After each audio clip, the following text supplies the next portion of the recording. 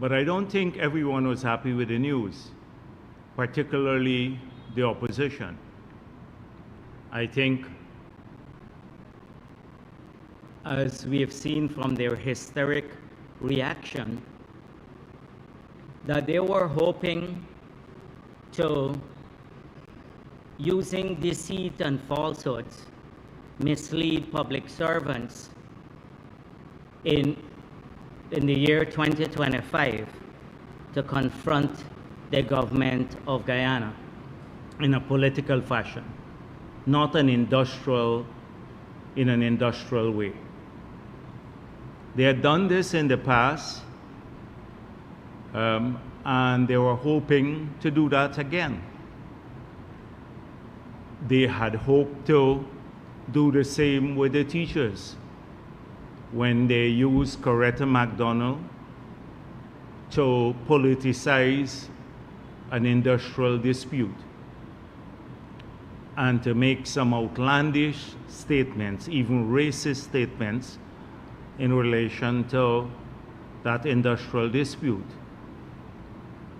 That matter was settled amicably between the teachers' union and the government of Guyana, which saw a significant increase in teachers' remuneration and the addressing of a large number of issues that had been on the table for negotiations. And so too, this agreement with the GPSU not only dealt with significant salary increases, but also addressed a whole range of allowances and other benefits to public servants.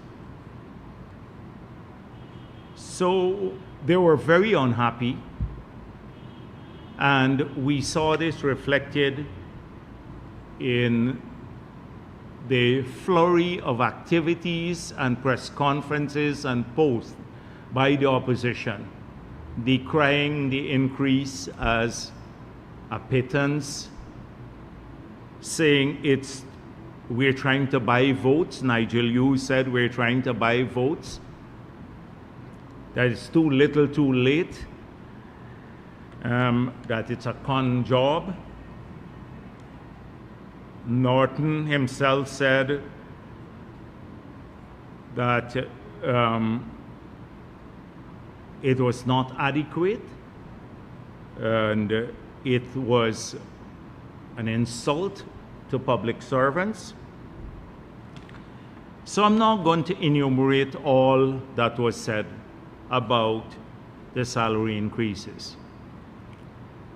And then they sought, in a very deceitful manner, to misrepresent their own record in government as one in which the public sector saw massive increases, and that somehow in the 5 years, inclusive of next year, the salary increases for 5 years, that the PPP was shortchanging people in the public sector. So before I address some of the criticisms that they launched or hurled in our direction, let me factually go back through a document that I had made available to the media sometime in the past. And I did not see, particularly the media houses, even in the state sector, I didn't think it was adequately represented, but particularly in the Kaichor News and the Starbuck News and some of the other media that often misrepresent what the policy is. There was no major expression of what we shared, what I shared, because the content of the document I shared would run against the narrative of the opposition and their own narrative that we're shortchanging public servants.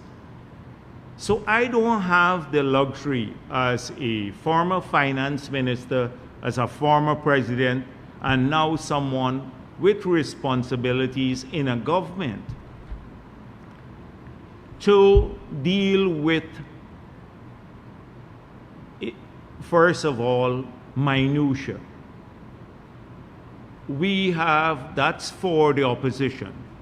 We have to ensure that the people of this country are aware through the media of the framework in which we operate. And consistent with that need, I want to once again take you through the document that I had presented, but in an updated fashion. And later I will share this document.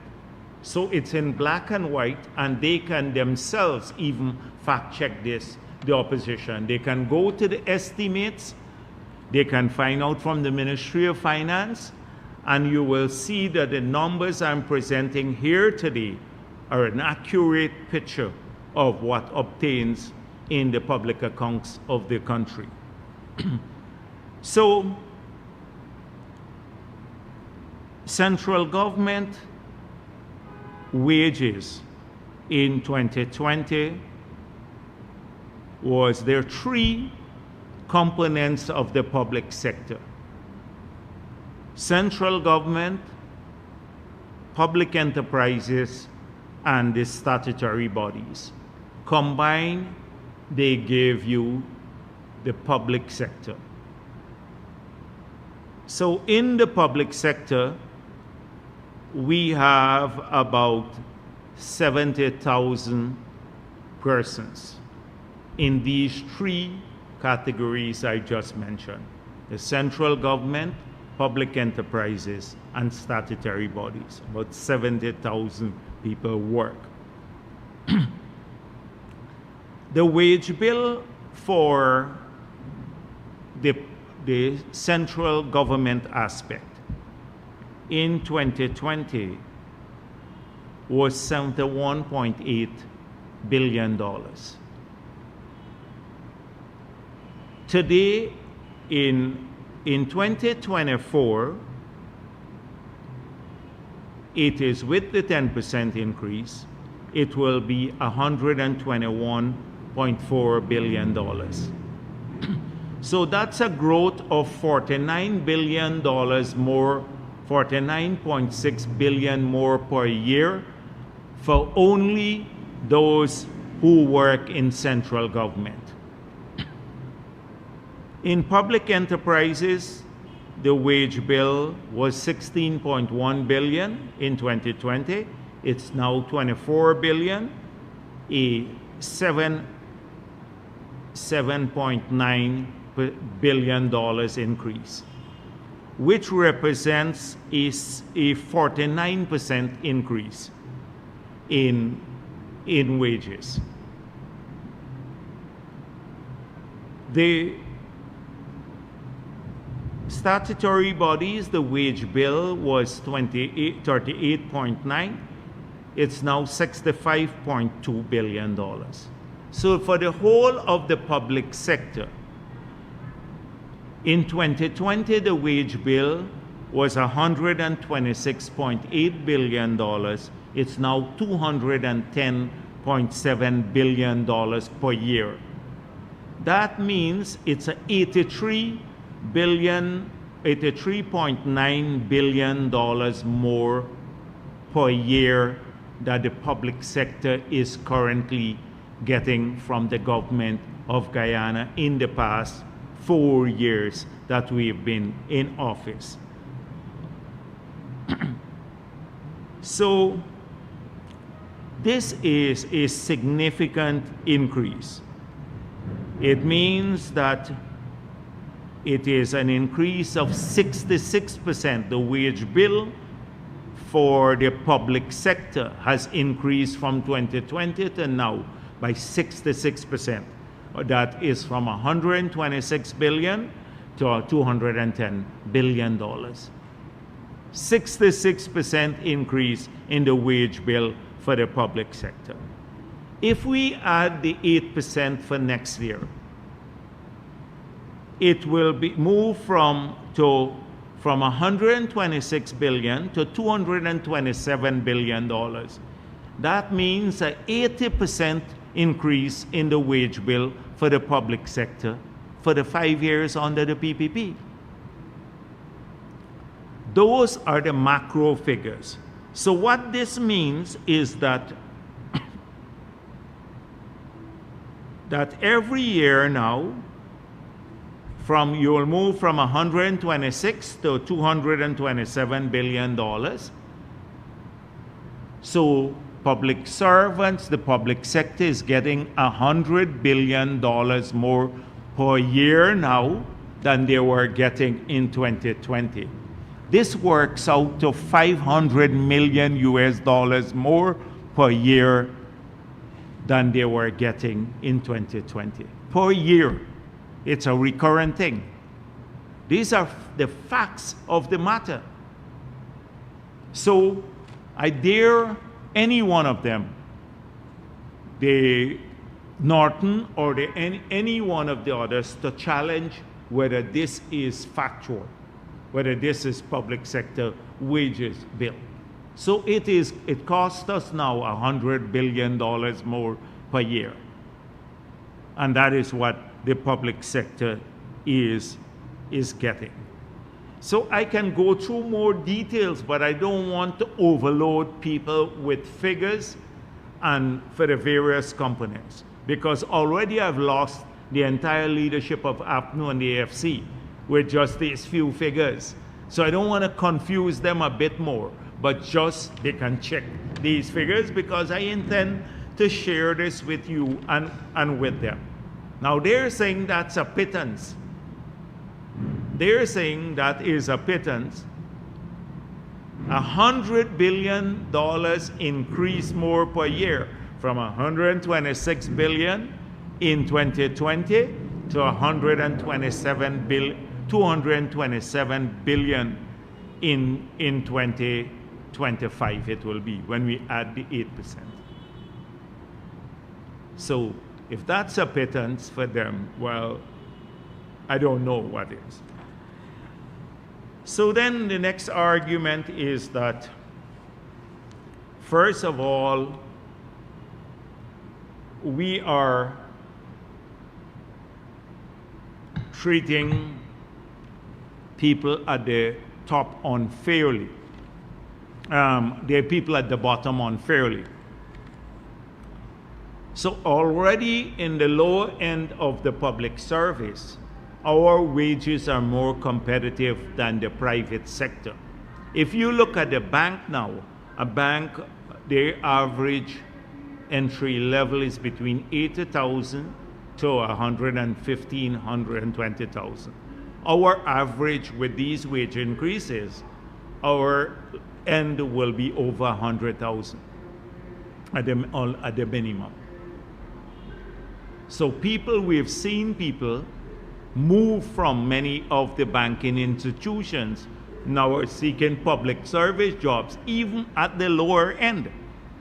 And some of the people at the lower end, you don't even need any qualification, because, like they're maybe work at public, like cleaners, etc. So already at that level, we are very, very competitive with the private sector. But since they talk about how they love people at the lower end, let us take, for example, under APNU. If you are earning $200,000, which is not a big public servant, $200,000 a month, that's an average thing, because people earn much more now. What percentage salary increases you got under APNU?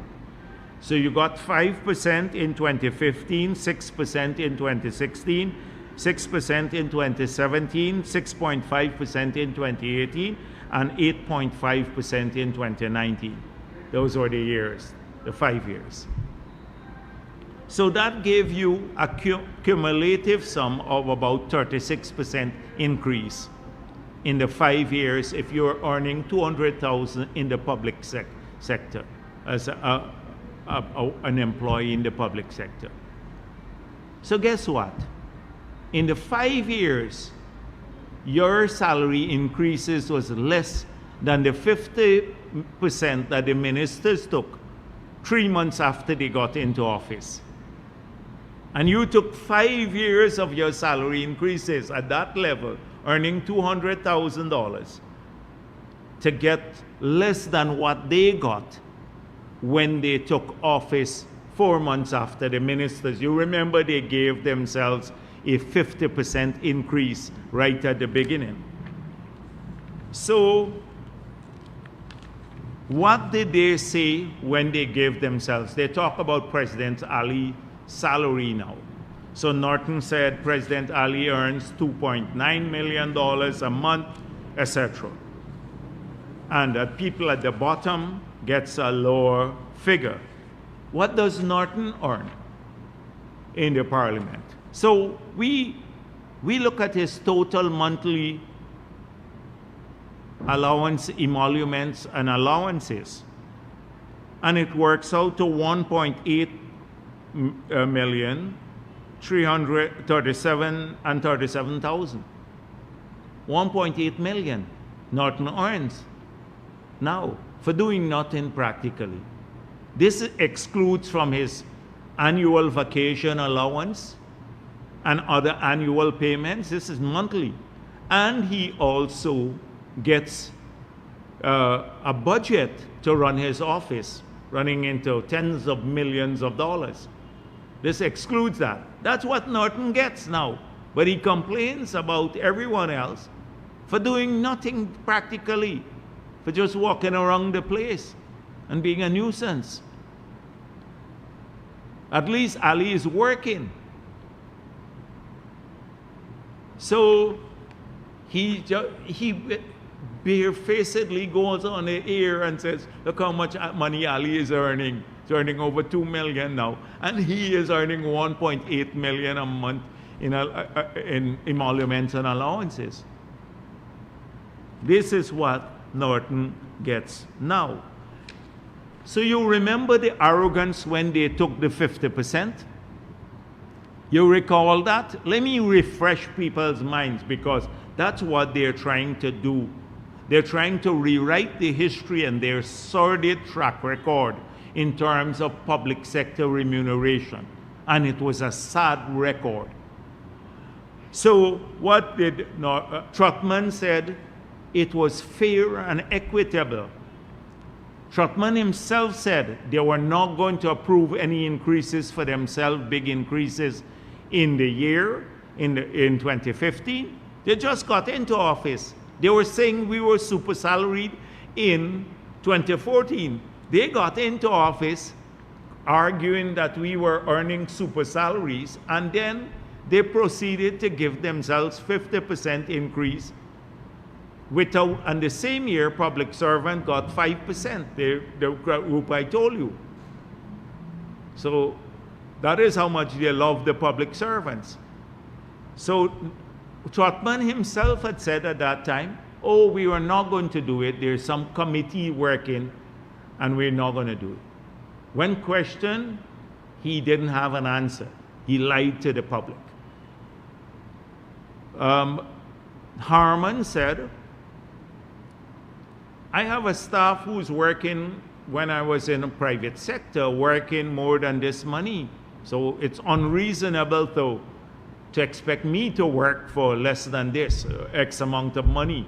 So we have no apology to make. The arrogance of it. No apology to make for taking 50% for yourselves, claiming that we were earning super salary and then giving the public servant, the man who was earning $200,000, 5%.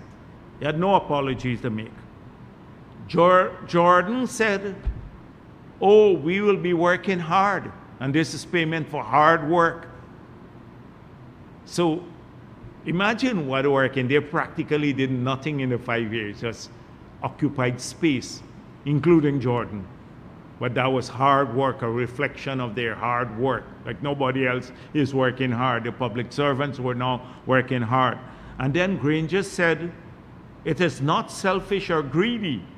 We are doing this to prevent corruption. He's giving them the 50%. Well, the 50%, they took the 50% and then became the most corrupt government in our whole history. So it was pure nonsense. But that's their track record. They hope we will forget this. And today they come to argue about it. I just went through the magnitude of money going to public sector workers now.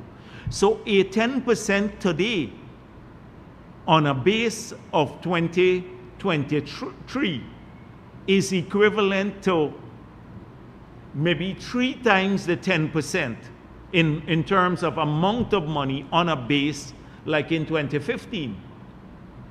It is not just the percentage that you have to look at, as I said before, it is how much money that people get, because the percentages levied on different base years result in more money, now significant more money going into people's pockets. The same 10% today would have been, as I said before, maybe 30% of a base year of 2015 in a 1-year increase. So this is totally, I think it shocked them that we could actually pay these issues, their money, and reach agreement. So they have to come up with all sorts of things. How they love public servants, how they did a great job, they didn't take any money for themselves. This is, the 50% is not even inclusive of all the other benefits that they took. Remember, medical, we had to pay for their medical abroad, the ministers and everyone else. I don't even want to go down that route now. It just takes me down a long road of their transgressions and greed. And so today, so Norton, it's not nominal, it is not a pittance, it's a large sum of money. It represents a serious effort on the part of the government to address public servants and their wages. Now, if you look at the elements of what has happened today, so outside of the wages and salaries, the other benefits now, combined benefits to the public servants, outside of maybe the $5-point-something billion more per year, which represents only the component to public servants, not to like the other sectors of the economy, the joint services, etc. They have another $2 billion that will come to the budget annually, be a recurrent expenditure because of what we did with a series of other allowances. So outside of the salary, the 10%. And if you look at this also as part of the agreement with the teachers.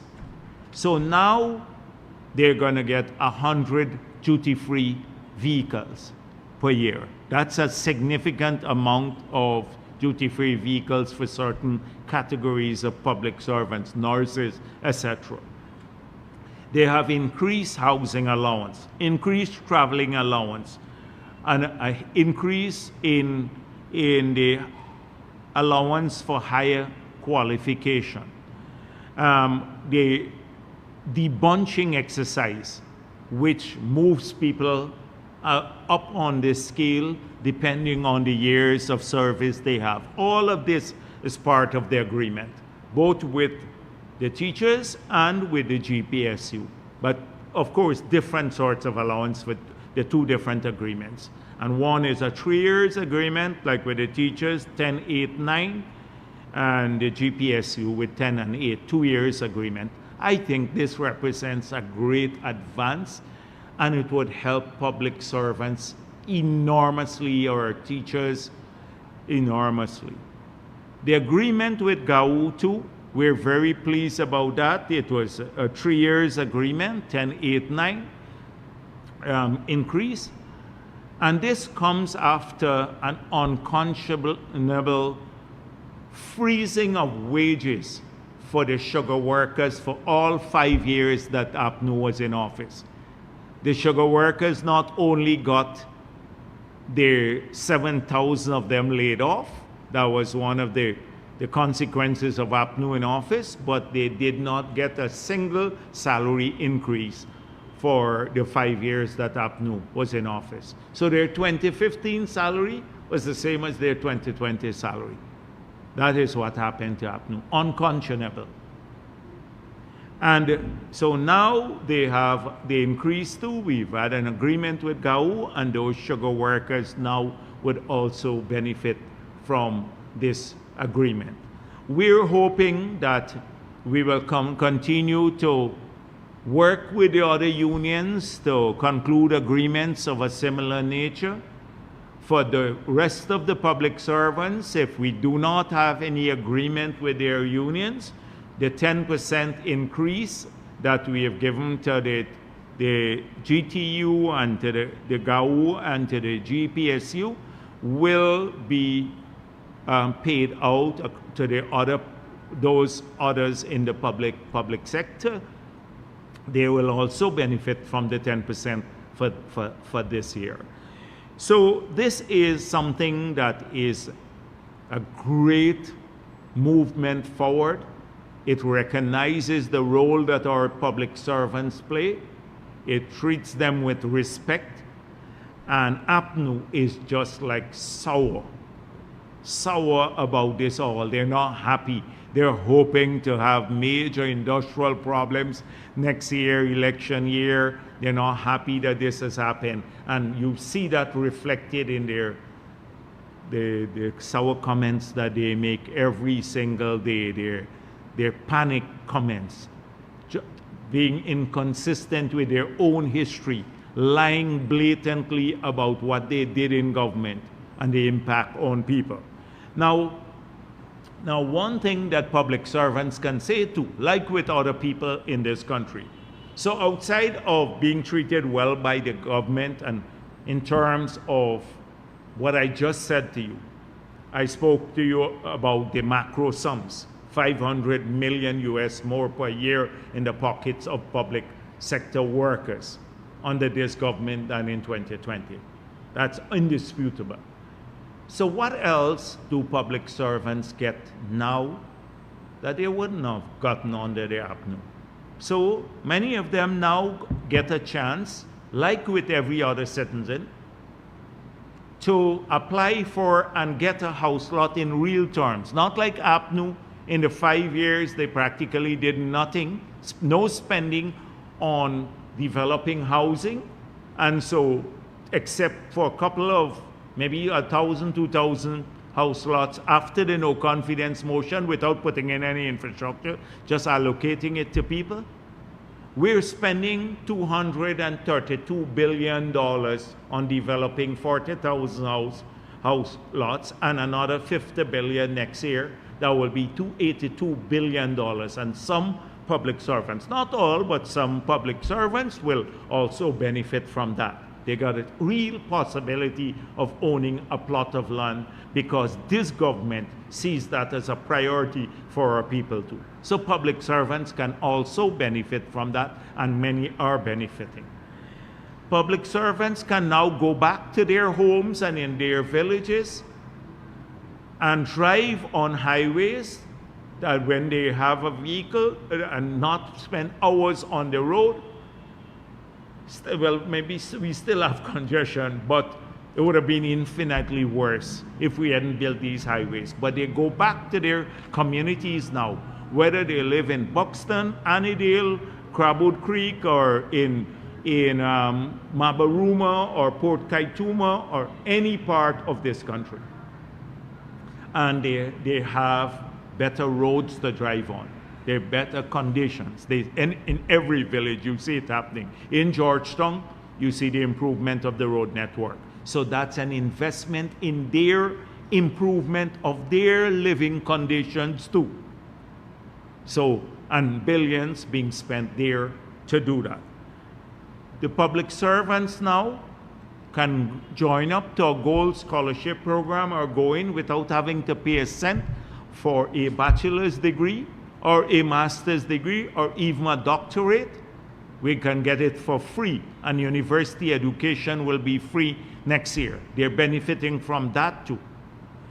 Public servants are going to benefit from the cash grant, the 100,000 cash grant, like with everyone else. The public servants will benefit significantly from the 12 new hospitals or the improvement of healthcare generally that we are building across the country. The joint services, if you're a public service in there, you got your 1 month tax-free bonus that APNU took away. 1 month salary, you got it back. If you're a public servant and you have kids, like with every other family that have kids, you're now getting back the cash grant that the children have. So when you look at the framework, this bunch of gangsters, like in the APNU and AFC, they don't talk about, they don't want you to remember all of that. They don't want you to remember that they put the taxes on data. So when you were using your cell phone under APNU, you had to pay taxes on the data that you use for your cell phone, and that we removed. I don't want you to remember that. Or that now, even now, with all the problems with electricity and water and transport, that every time you buy a gallon of gasoline, you're getting a $500 Ghana subsidy per gallon of gasoline or diesel. They don't want you to think about that. You're getting benefits from other things outside of your wages and salaries that were not there under APNU. So this is the framework we're saying, not just wages and not just public servants, but people across in other sectors, in the private sector, in other areas, they too benefit from some of these initiatives. Or the farmers or the fishermen or the sugar workers, they too can get a scholarship or they go get the cash grant, etc. This is the framework we have.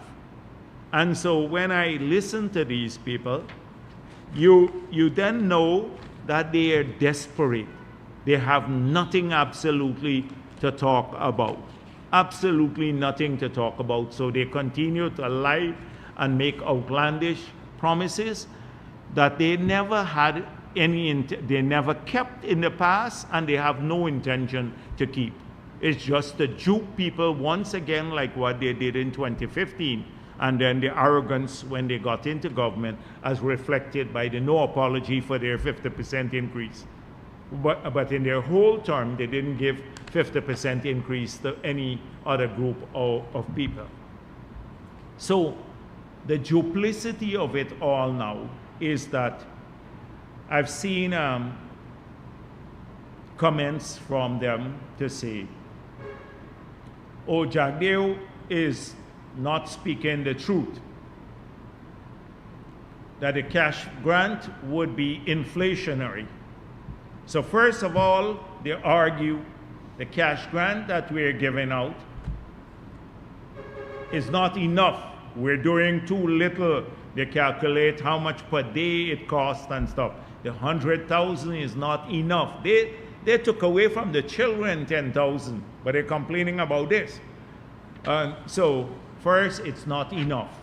And then they're saying, oh, they shouldn't be spending so much because it will be inflationary. It will increase the cost of living. So you have to make up your mind. You have to, are you in favor of the cash grant or not? Because you can't then come and say it's too little, pay more, and then on the other hand say this little is too inflationary. That is what they do all the time, and people, I don't know if they don't recognize that that the people of this country will see through this duplicity. Or maybe they don't recognize this themselves, that they're talking a load of nonsense. But and so the same thing now, that their wages are too low this year, but it will be inflationary. It would increase cost of living because people are going to see the higher wages and raise prices. Sometimes people do that. Some of the unscrupulous businessmen, like we've been looking at some of the things at the market, like one, they like 30 pounds, $30 per pound cassava in Region 3. You buy it from the farmers. Monrepo Market, it was sold for $100. The same pound of cassava. We're looking at some of these things and many other areas. I don't want to get into the detail. The same thing with chicken prices. They vary. But people do that culturally. Not that it should happen, because there is no shortage on the supply side. It's just that they believe when you pay out more money in the public sector that maybe you should raise, they should raise their prices. We know about that culturally, but you can't be for higher wages and at the same time say the little what you are paying out is too inflationary, but we want more paid out, and then complain, well, it's going to impact cost of living. How do you do those two things? The same thing with wages and salaries now and with the cash grant. So yes, you have more money in the system. That's what we've always said, that we have to look at the inflationary impact of putting more money into the system without tackling some of the fundamentals, without freeing up, getting a greater supply response. I explained to you how we stimulated a supply response in the past through the production of stone, the aggregates. Aggregate prices were like $11,000 when we got into office. It went to $18,000 per ton. We gave out a number of quarry licenses. You had 6 new quarries. They started producing. Now the prices come down to $10,000 per ton of aggregate. So because we stimulated a supply response, we work all the time on other matters like that. We tighten sometimes a bit monetary policy. So we are looking at it and we are concerned about it. But we can't go and say, oh, we're not going to pay the public servants more because we're worried, or their salaries, because we're just worried about the inflationary impact. They want us to pay a higher percentage now, but said, oh, you got to be concerned about the cost of living. This government not controlling the cost of living.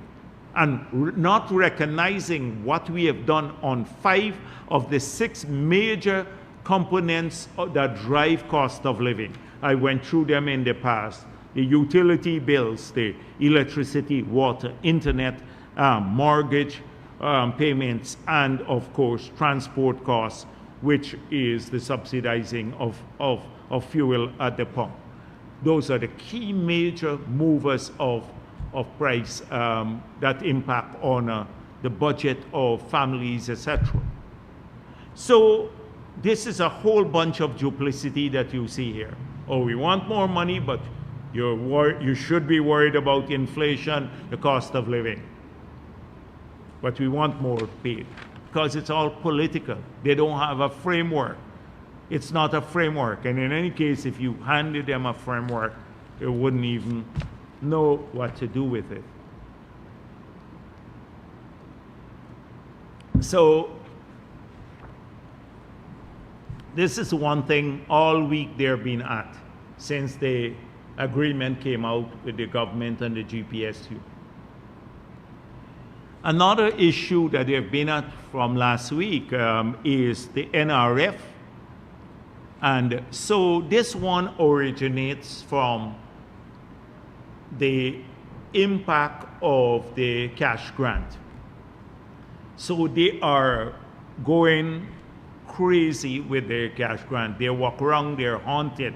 They go every place to the site, they try to run it down, they try to identify problems where there are not problems. We acknowledge that this is a major undertaking with limited resources, where people are stretched because the Ministry of Finance that manages this has to prepare the budget for 2025. We know it's going to cause some problems for some people where if the enumerator doesn't show up on time, early enough, if large numbers of people show up, that they may have difficulty registering as quickly as we would like. But the performance has been variable. There's some people who get through quickly, some have to wait a little bit longer. We've given clarity on shut-ins that eventually people who can't come, we will have to visit them in their homes so that they're not excluded. If people miss this exercise, they're not going to lose the money. They are still going to have, they're going to have opportunities to come and register afterwards. For example, if they're working elsewhere, etc., and they miss the period in which we're doing the registration in their villages or in their communities, then they can come later. We have made it clear that we will address issues that arise from time to time, so as to ensure that everyone gets this. We said to people, be patient a bit, and we understand everyone wants the money, but we've been realistic about it. We said, to do this properly, we need several months. We've already started on it. Some people have received payments. We are registering others. It will take a few months. We said further that if we don't complete the exercise within the prescribed period, there is no outward, like we were examining, like 4 or 5 months to complete it, that will not be an issue. We can accommodate people. So we've given almost all of the assurances to people. And most importantly, we said to people, please go through this exercise now so we can create a proper database, because you would not have to go through it again. Once we have this database, anytime there are future cash payments to be made, we would have a verified database now. So I see APNU saying, end the registration, use the existing databases. They're the same ones who said, we cross-reference now using the voters list, but the voters list is bad. Use that. But I suspect what they want is confusion. They want to identify some corruption in it where a person gets 2 payments in a bank account, and then they'd say, oh, PPP corruption. They don't want to go through this important verification process. So then they can claim that the exercise is flawed. First, they said, remember they said we're collecting the information for elections, for electoral purposes. Well, people laughed at them. Nobody believed them, including in their support base, because people see through this bullshit that they've been going on with all the time. And it's only that. I can't find another word to call it, because that's the only thing you can call it. It's so, every week it's the same thing. Oh, the PP trying to rig elections, etc. When they're the biggest riggers. Then the biggest riggers they can give technical assistance to other countries to rig. They're so proficient at this, the PNC and AFC. Proficient. But they blundered in 2020. They blundered and they look a bit clumsy in 2020. But they know how to rig. So it's pure nonsense.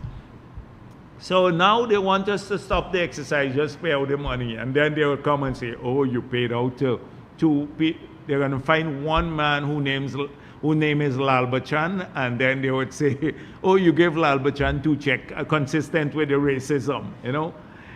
And then they would make that an issue. So they're looking to, they can't fight this initiative. they have to just make it look flawed. Now recognizing the importance of it and how much time it takes to deliver on a major initiative that will end up with the citizens of this country getting over $60 billion in their pockets, and every person over 18 years old getting $100,000.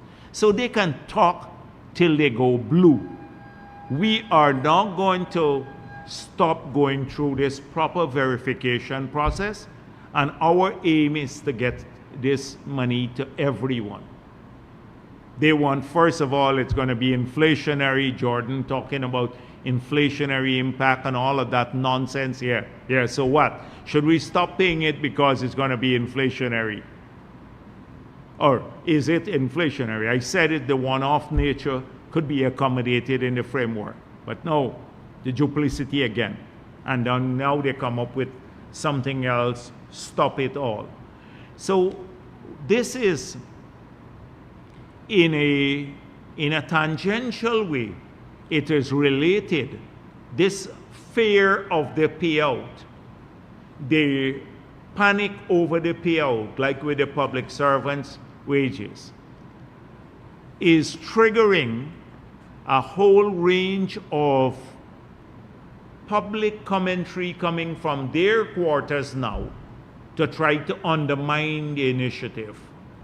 And what is the gist of, or the zeitgeist of what they're saying? It is that, oh, oil money is not transparently spent. That is the way they can sort to undermine this cash grant initiative. So oil money is not transparently spent, and they roll out their acolytes to carry that view all week long. It was about the NRF. So last week I was asked about the need or the desirability of enumerating every expenditure in the budget that will be funded from the transfers from the NRF to the budget. I was asked about that, and I pointed out, first of all, it's not a requirement of the law, and it would be very difficult to do so. But that we have vastly enhanced the transparency surrounding the use of oil money, and the changes that we have made in the NRF, we are acting pursuant to those changes in compliance with the law. So that was my contention. So Kiteshore News and the others, particularly Kiteshore News, made it look like, oh, I'm saying it's difficult to say where oil money is going. Because not that I said that every cent has to be appropriated, but that because somehow the money is disappearing somewhere. So may I just once again, for those people that I'll come to in a moment, who are talking about transparency surrounding the use of oil money, and I see they're rolled out. Jordan again, a failure in that period. I saw him talking about, oh, this ratio and that ratio. And I was in Parliament. I said one time that we kept him on when we got into office, not because of his special skill, but out of charity.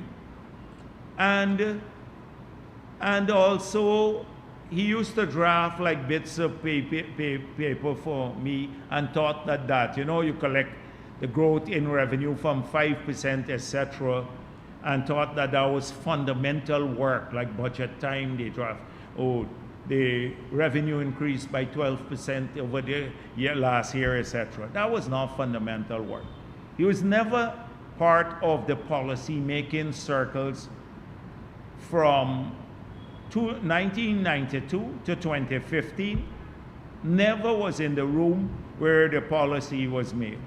I can say in every single budget from 1992 to 2014, I think it was, because 2015 the elections had changed, every single budget, I sat in the room either with the president or being the president, with Chetty Jagan and with Janet Jagan and Samuel Hines and with Donald Ramatar, or as president for 12 years, where policy was discussed, budget policy.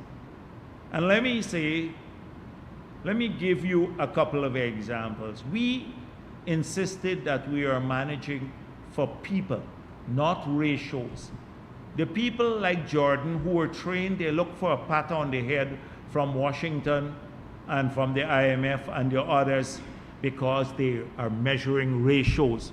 What is this to GDP? You know, the fiscal deficit to the GDP, and they have to clear it with Washington, and the size of the debt to GDP ratio.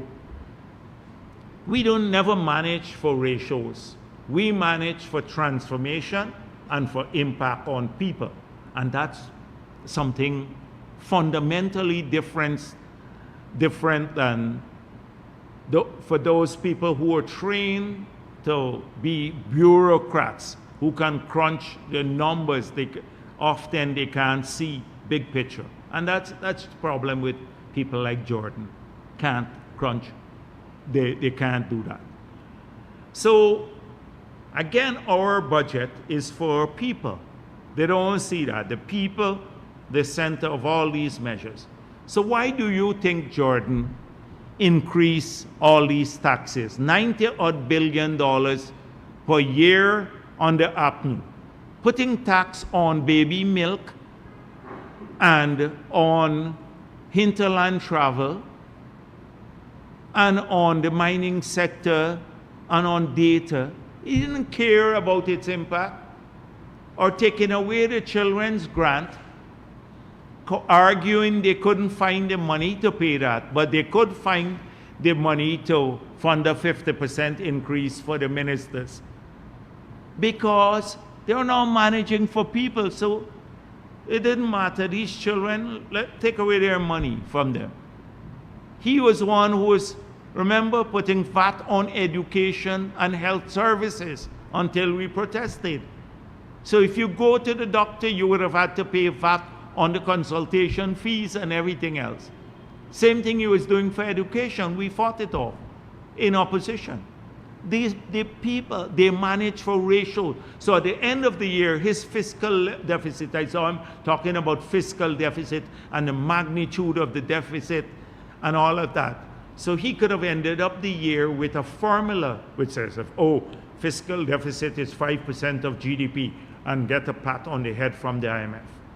So Kartak had done a study when I was a sensitivity analysis when I was president to say for us to have revenue neutrality in the implementation of the value-added tax when we are moving from getting rid of the excise tax and consumption tax and several other taxes and subsuming those under a value-added tax, that we had to do a 16% VAT across the board on education, on health, on water, on electricity, on everything else.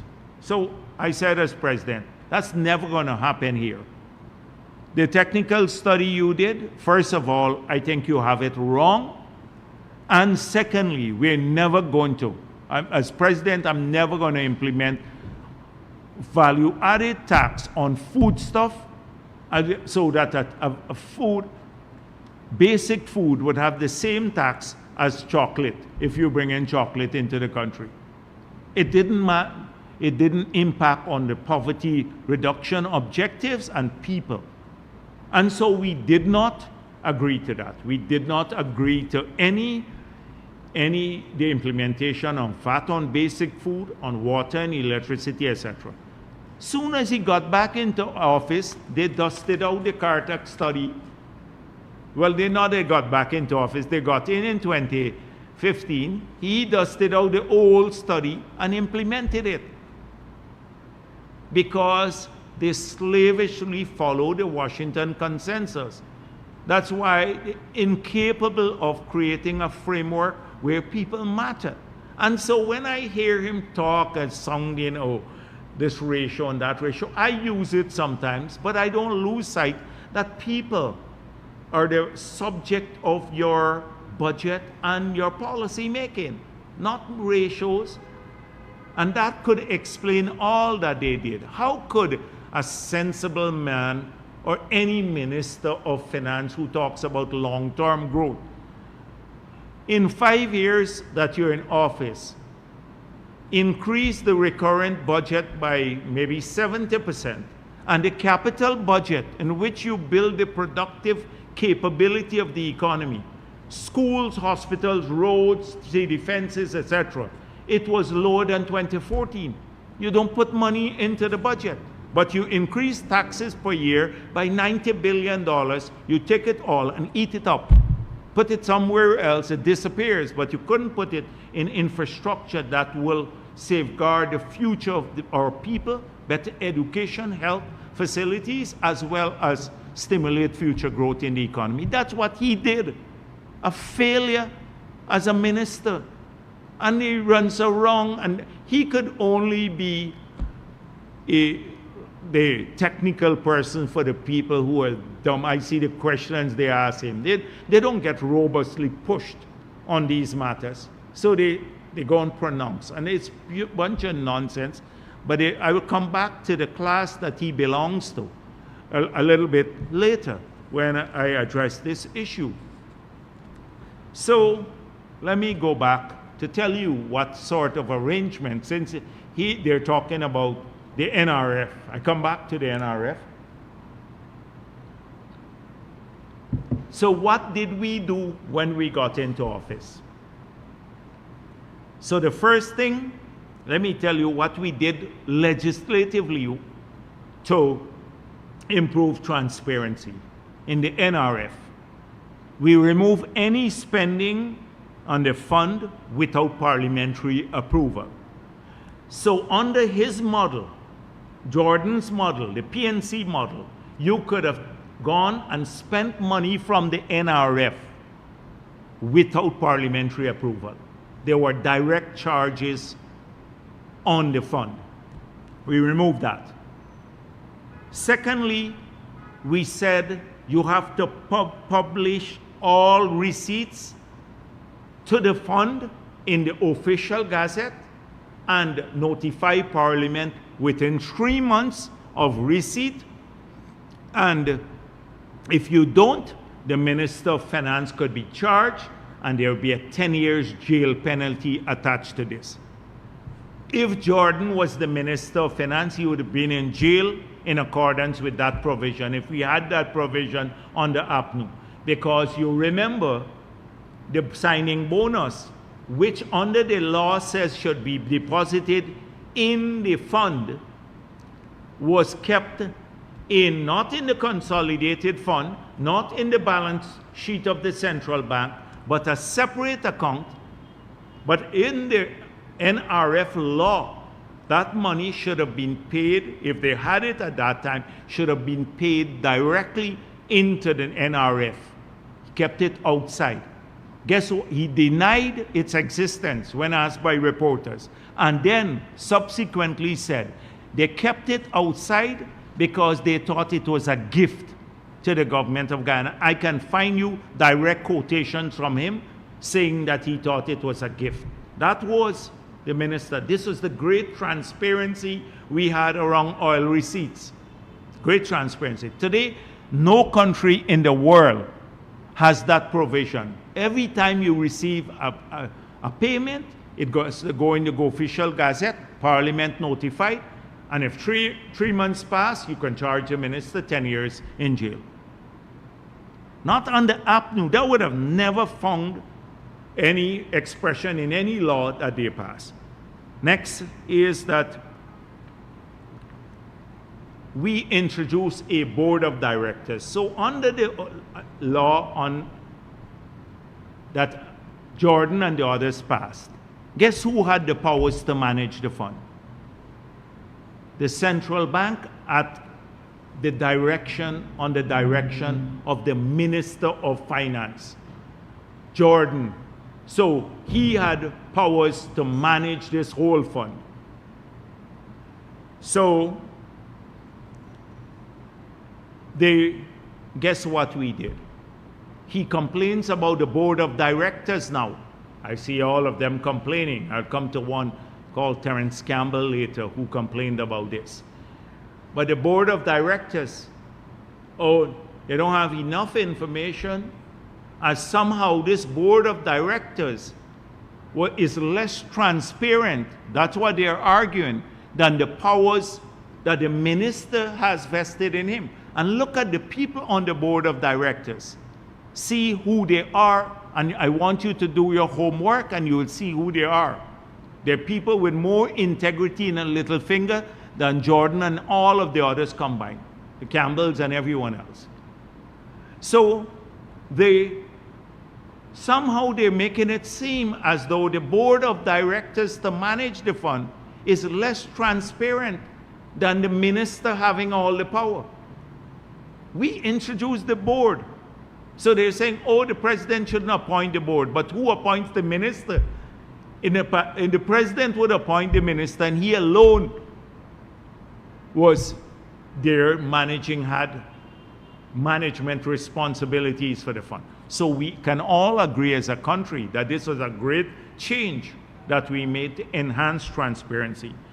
The third issue was we simplified the formula for transfer. So they had all of these committees, a fiscal committee, a macroeconomic committee, but at the end of the day, the amount that would have been transferred every year from the NRF to the budget would have come not based on a formula, would have been based on the discretion or the judgment of the Minister of Finance.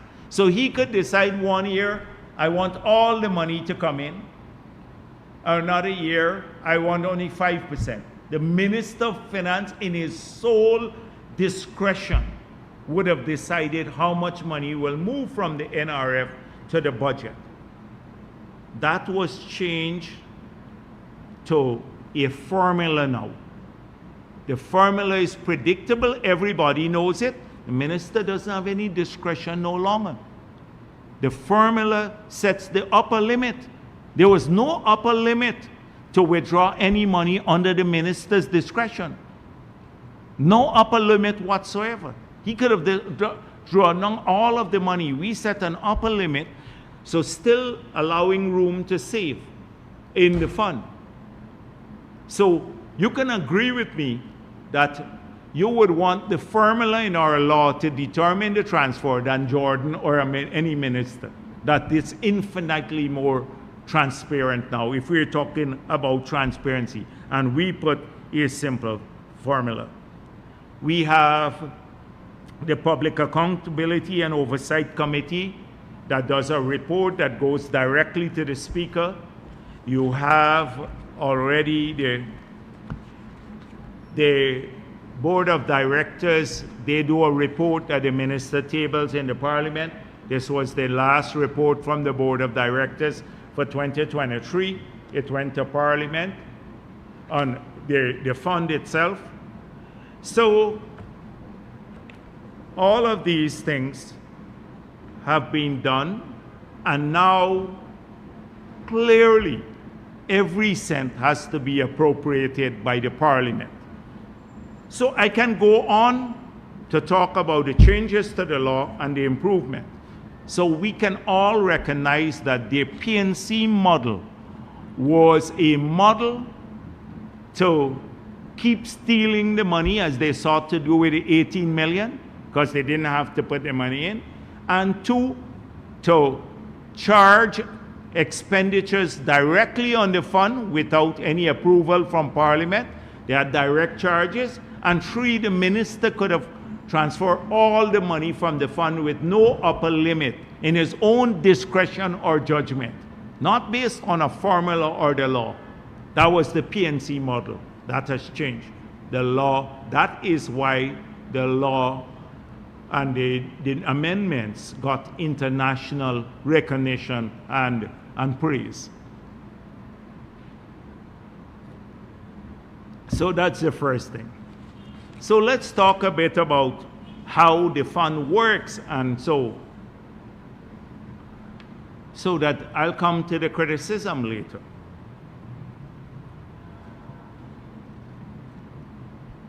So the law says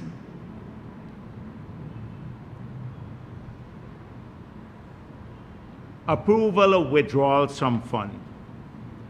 The amount that the minister shall request the National Assembly to approve as the withdrawal from the fund for the next ensuing fiscal year shall be included in the annual budget proposal and shall not exceed for that year the ceiling calculated in accordance with Section 17 and the first schedule.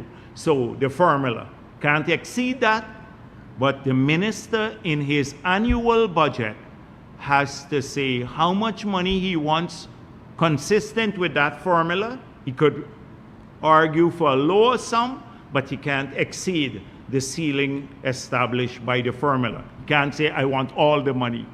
Okay?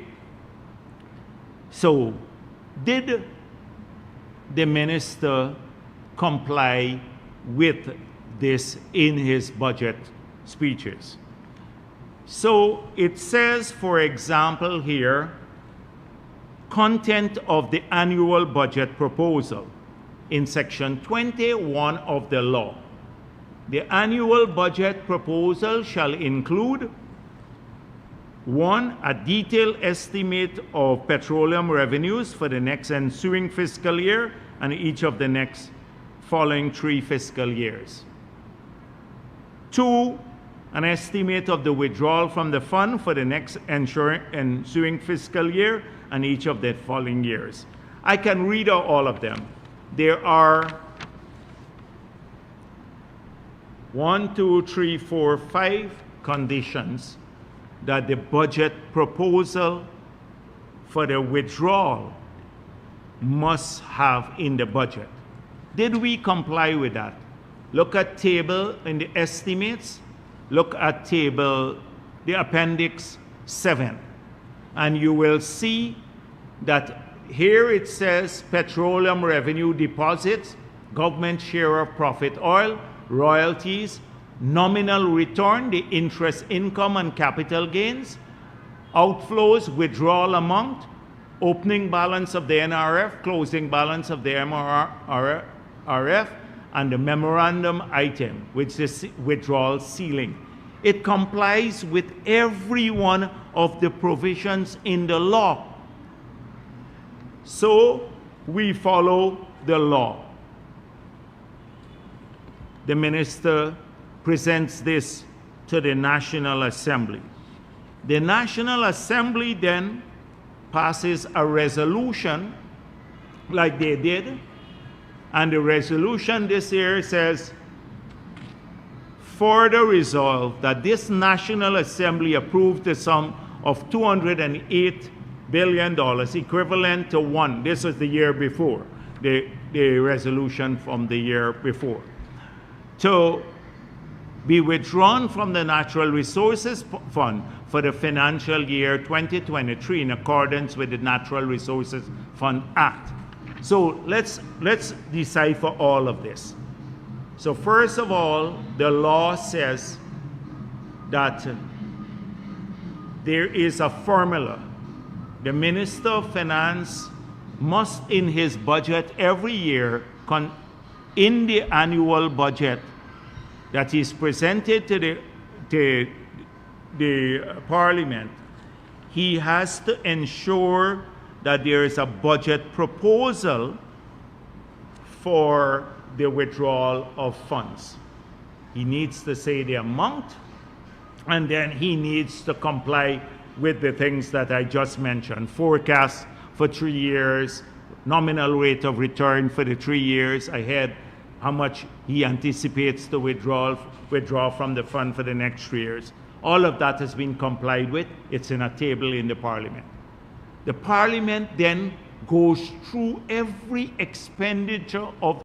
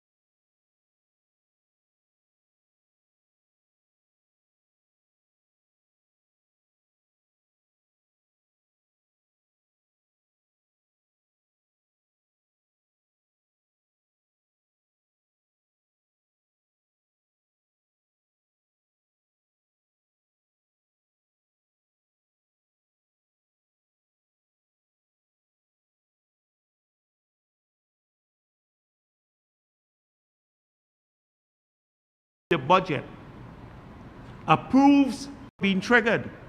Never been triggered because we have never utilized money under that head. So that's the only case where you have to detail the expenditure made from the oil revenue to have the withdrawal done. Now they talk about who establishes the national development priorities.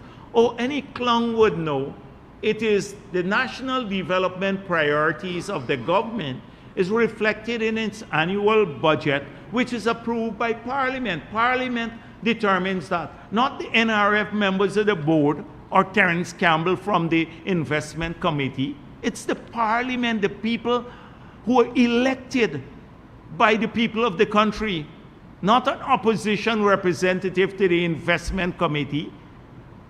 It's the people's representative in Parliament through a budgetary process that identifies the development priorities of the year. The budget is a reflection of the development priorities.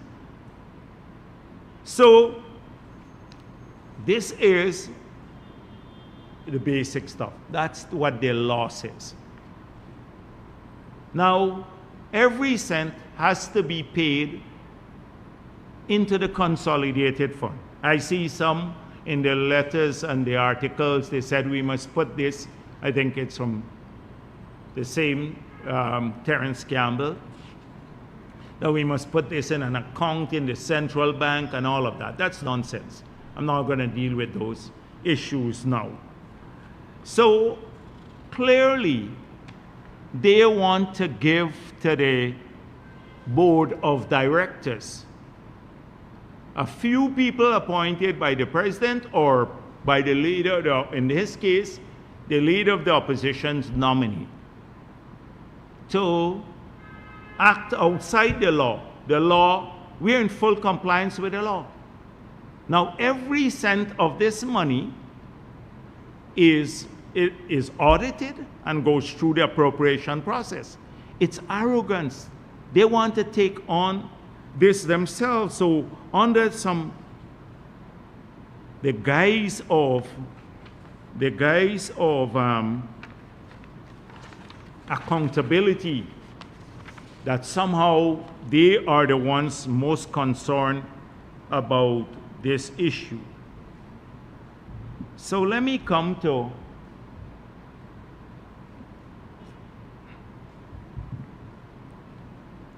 their criticism.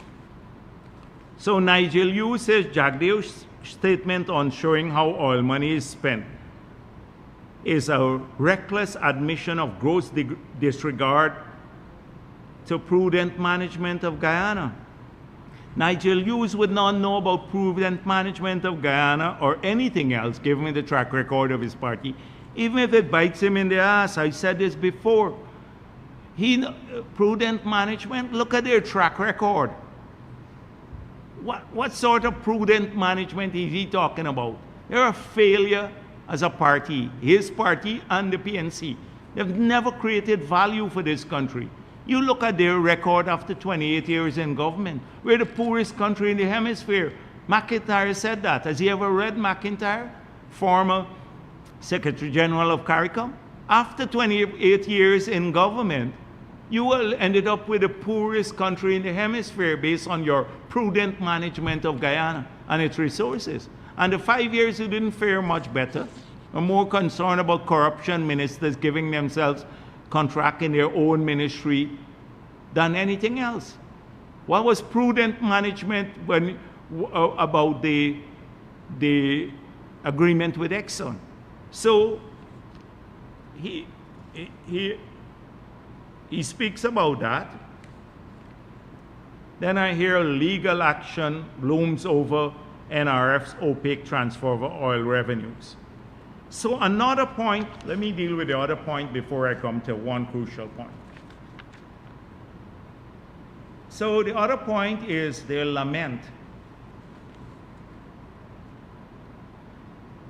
that there's not enough money to manage in the investment committee. So I think it comes out of they believe that the 60 billion going to our people is wasted. That is people like Campbell and the others. So we must give him the money to manage, or the committee to manage. But people don't have roads to drive on. We're putting too much in infrastructure. They don't have a proper electricity up to this point. We must now fix it. The foolishness of this position. Oh, the government is not saying anything, and they use words like intergenerational equity. And they're concerned about this windfall being squandered and about the long-term future of this country. And it's all hogwash, as far as I'm concerned. Hogwash. So,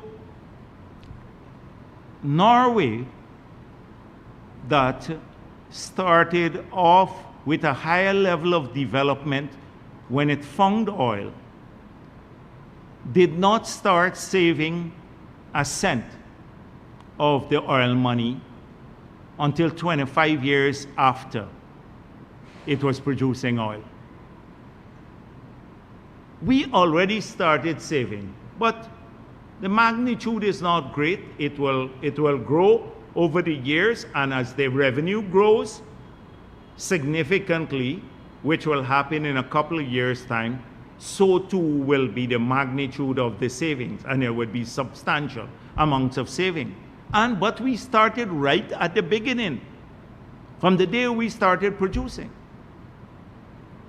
So they will tell you about how great Norway has done, but we must put the money and to invest, give them to invest in something else when our people still need investments in their livelihoods. And it's not like it's money that can fund the entire budget. It's only 30% of the budget all the oil money can fund. So it is not like it's even funding 100% of the budget and we're expanding beyond that. But it's this sort of arrogance. They would go and talk about Norway, and they do a conference about Norway and how these people can do something. But here, people, oh, we want to manage it, and I'm concerned about the future.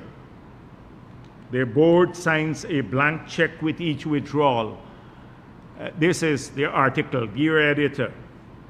I see here by Mr. Terence Campbell.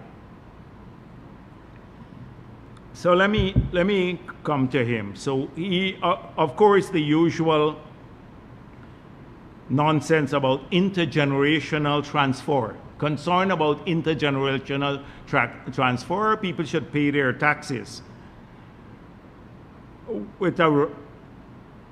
That the national patrimony is at risk. The national patrimony was at risk when his friends were in government. He didn't have a word to say when they signed the agreement with ExxonMobil.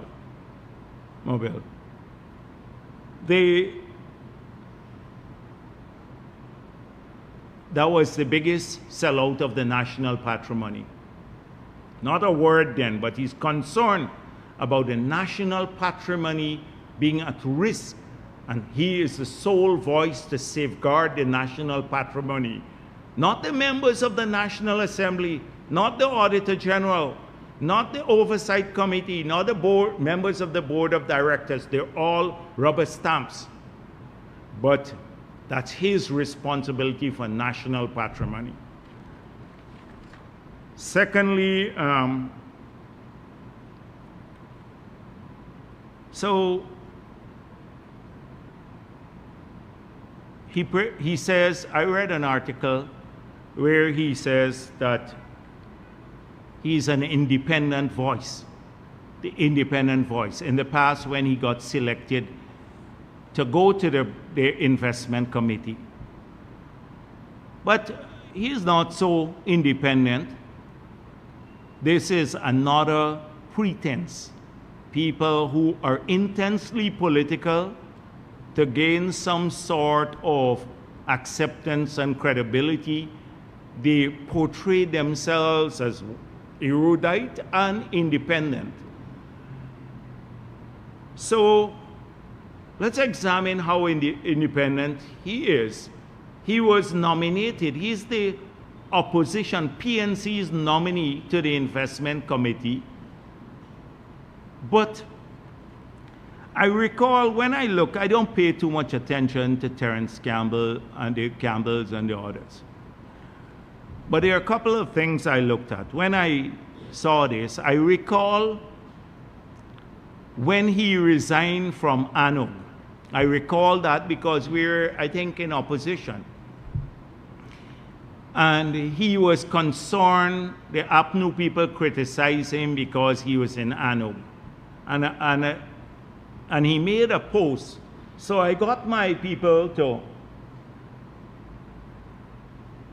download it so we could see, the country could see how independent this independent person is. So this is how it starts. Today, a knife was stuck into my back by my own people. I have supported the PNC, APNU, AFC in every general election since I started voting. And now he's no spring chicken. I think he's wrong my age, or even, I don't know if he's older. So that's a very long time. I don't know if in the period when they were rigging elections too, he used to vote. So since he started voting, Carl Guyanese, Raphael Trotman, Cathy Hughes, Rupert Rupner, and Lance Carby can attest it. This support ran into millions of dollars. Then, I'm not going to go read through the whole thing. Then, my entry into politics was purely to deny the PPP a majority. His entry into politics, so he joined ANO to deny the PPP a majority. This is coming from the donkey's mouth. So there's this very independent man whose sole purpose in life is to deny the PPP a majority. Very, very independent. Then it goes on in the same thing. There are independent observers who believe the coalition should resign based on convention, but fail to recognize that there is no precedent for a similar vote by an assembly made up of 40% disqualified members. Now, he's talking about the dual citizens, but the fact of the matter is that he was defending the APNU's position not to comply with the no confidence motion. This is the independent person that we're talking about. So, first of all, he's independent.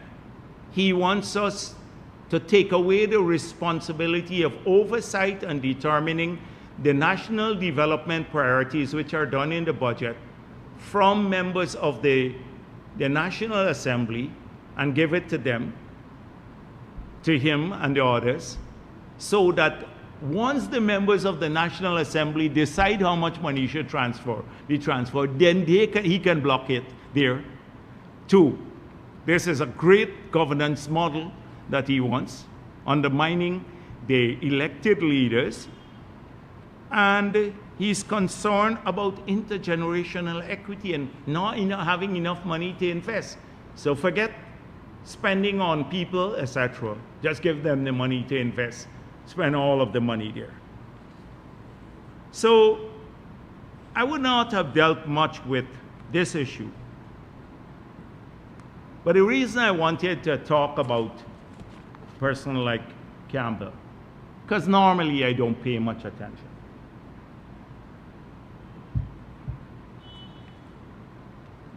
So in his letter to the the Starbuck News, that was published in the Starbuck News, he said, the vice president has a genetic predisposition to eating his cake and having it. So he's talking about my genetic predisposition. Now, my genes come from my parents. So he's either saying my parents are duplicitous, or I think more broadly, he's talking about Indo-Guyanese, because I see a pattern here. So Nigel Hughes reposted the same thing, my genetic predisposition. And I saw Jordan said something along the similar line, as though it's coordinated, that we believe only one type of people can manage the country. So this view exists I think, in what I said before, the urban elite. It's a racist view. Just imagine if I were to say that he is genetically predisposed to evading taxes, or something of that sort. They would have made a big issue already that I'm racist. Yes, this passed off. And it got published in the newspaper that I'm genetically predisposed to basically lying. And so, let me tell people like Terence Campbell and the others, I'm proud of who I am with my gene pool. I'm extremely proud who I am. I'm a rural person. I grew up on the East Coast, and my parents were simple people. And I think they passed on to me the capacity to treat others with respect and also to work hard to achieve things in life. But they also gave me, I think genetically, the predisposition to recognize bullshit when I see it. And they also, so I can recognize useless people, the pretend sophisticates, who believe often that by sipping wine, not that there's anything wrong in sipping wine and discussing Chaucer or Keats or someone else, you know, a great poet from the Middle Ages or Shakespeare, that they are somehow better than others, because I see through all of that. And I think I'm genetically predisposed to call them out for what they are. They're hollow, fake intellectuals with great deal of pretense, and they are not happy. They lose ground, particularly when people poke beyond this sophisticated veneer that they cultivate over the years. You know, where they have vacations and they talk about that, and with whom they mingle and stuff like that. I have, in my lifetime, I'm proud of what I've achieved. In my 20s, I became a minister. 35, I became the president of this country. I've gone through a whole range of things. So I've dealt with almost everything around the world, met leaders, etc. But that doesn't change who I am. And I can spend my genetic predisposition, I can spend all day of my life talking to a farmer, a sugar worker, a bauxite worker, a taxi driver, and I will gain more from them, from these fake people like Campbell and the others. So I'm not going to go into what he said here today. So who is more fake than a pretend independent who said his only reason for him to enter into politics was to keep the PPP out of office? Who is more fake than that? And with Nigel Hughes, he repeated it, Nigel Hughes, because it comes from the same group that they hang out with. And frankly speaking, it's not that, Jordan, when we say that you're hopelessly manage the economy, it's not about Afro-Guyanese. We have, in our government, we have a ton of efficient people, and there are tons of efficient Afro-Guyanese. We don't talk like that. We're talking about the useless pretense that we, like you and the others. Not one group of people. For them, everything is about race. You have thousands of Afro-Guyanese who never got a chance on them, who are capable and could manage anything in the world. And they're demonstrating this. Not you. Don't rub your feces on other people. That's what they do. And to create this air, oh, it's a racist comment. It is whistleblowing, the racist whistleblowing. But they are useless, so they want to elevate it to a whole class of people.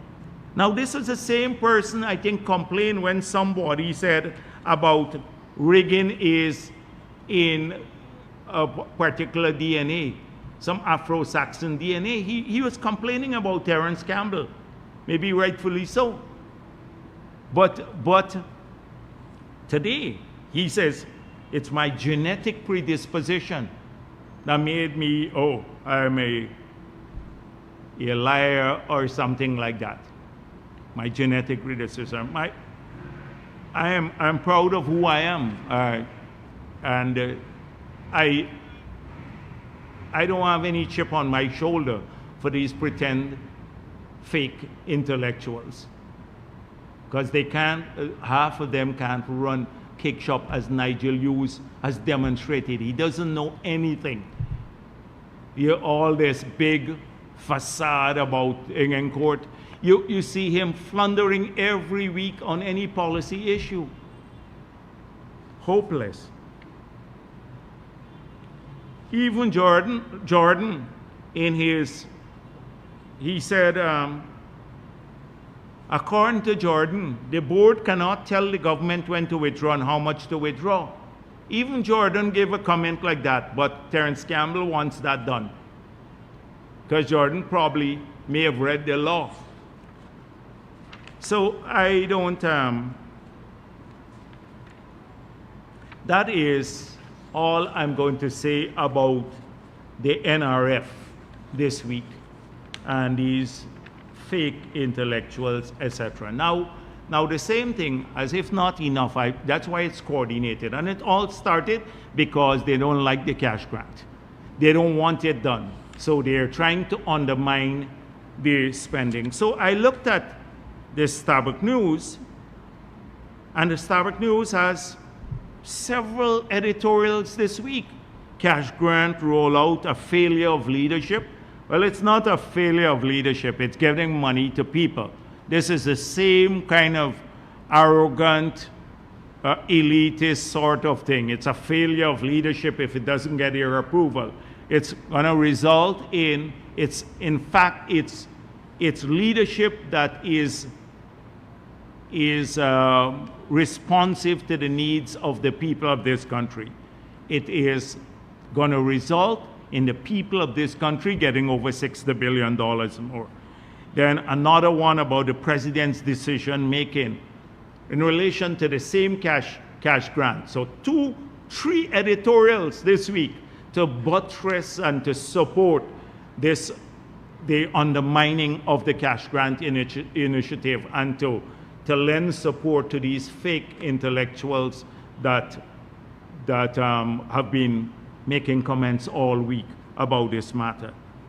So in the third editorial, it speaks about royalties for everyone and praises Suriname, how Suriname has a great model, etc. You ask the people of Suriname what they think of it. So, all to undermine what we are doing here.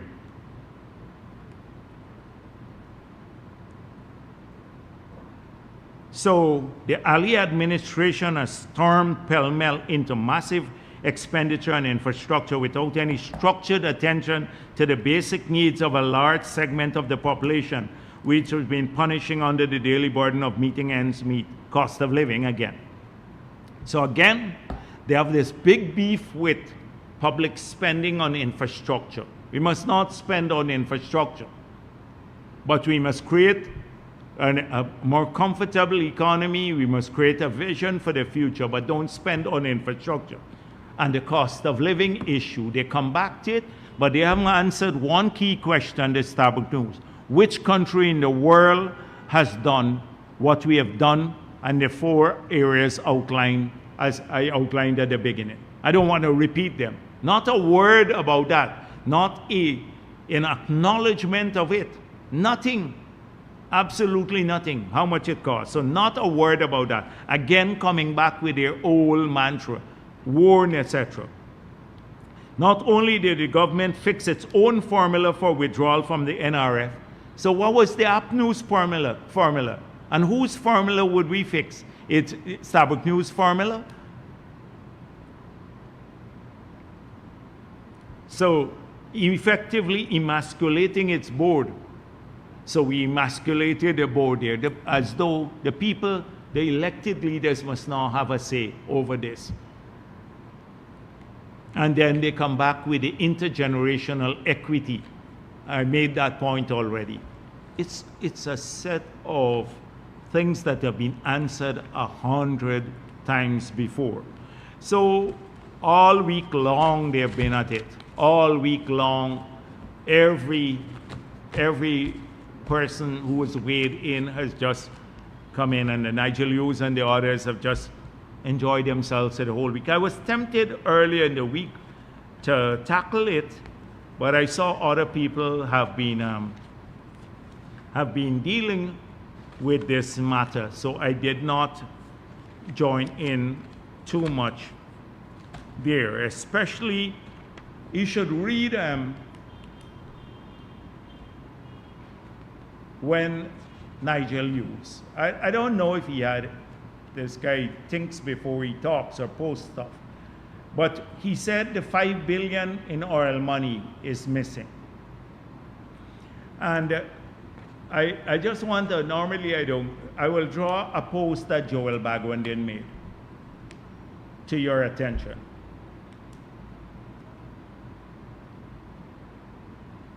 So he first of all said that they blocked him from their page, AFC.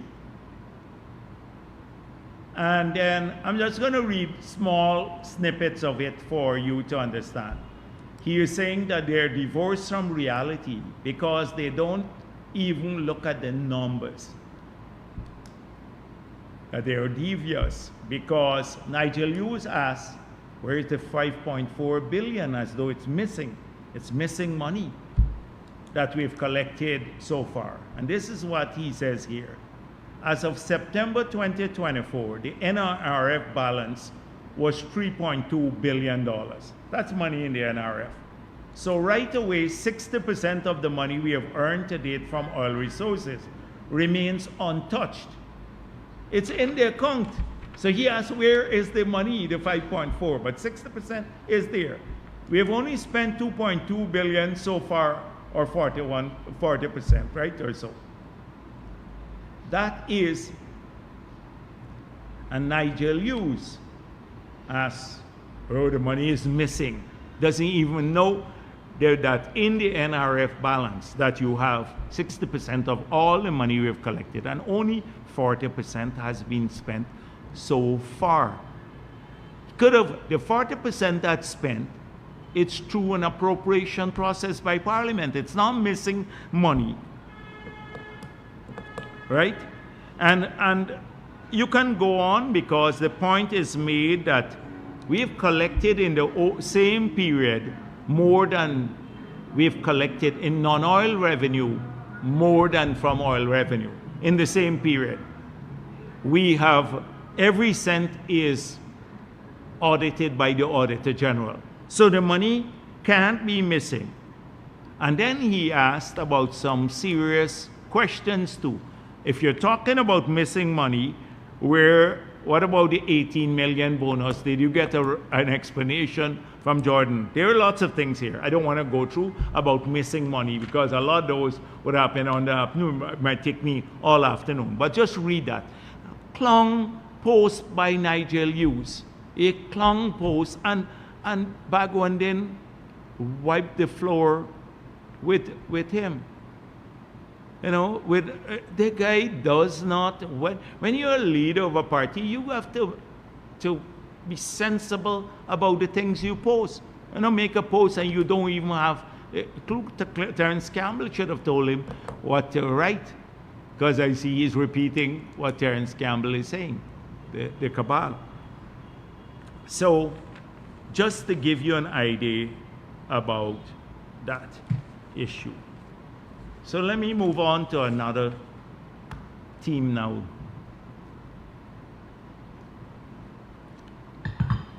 This week, we have seen frenzied activities again surrounding meetings among political parties. All week, people are meeting. So last week, I made it clear that I talk about the 0 plus 0 is 0, and I still believe that. So ANOG met with AFC, PNC meeting with WPA, all big press releases this year. AFC meeting with GAP, AFC meeting with APNU in New York, no photo. AFC meeting with the Equality and Justice Party, Jaipal Sharma. So all of this during the week. So I don't know what, first of all, let me talk about the ANOG meeting with the AFC. So ANOG was meeting with the AFC, and I saw a news story that came out about 10 o'clock in the morning saying they were meeting to talk about different things, maybe collating. And then by the end of the afternoon, I saw some posts by Mark France that he had invited all the parties. He is inviting all the parties, or he wants to meet with all the parties. And he posted some pictures of himself at Freedom House delivering a letter. So I asked my staff, what time from office of the president, I was there, what time did he deliver the letter? And they said, just after 1 on Monday, the same day he was meeting with AFC at 2 o'clock. And he delivered the letter here at 1 o'clock, after the news story came out that he was meeting with them. I think this was to cover up that. It was to just come here and drop a letter off to us because he wanted it after his meeting with the AFC was revealed. He just dropped off a letter at Freedom House in the afternoon before he went to the meeting to AFC to say, oh, it's not just one party I'm meeting or I want to meet with. Now, we're not the AFC. We're a big political party. So if he wants to meet, we are always open to meeting with people too.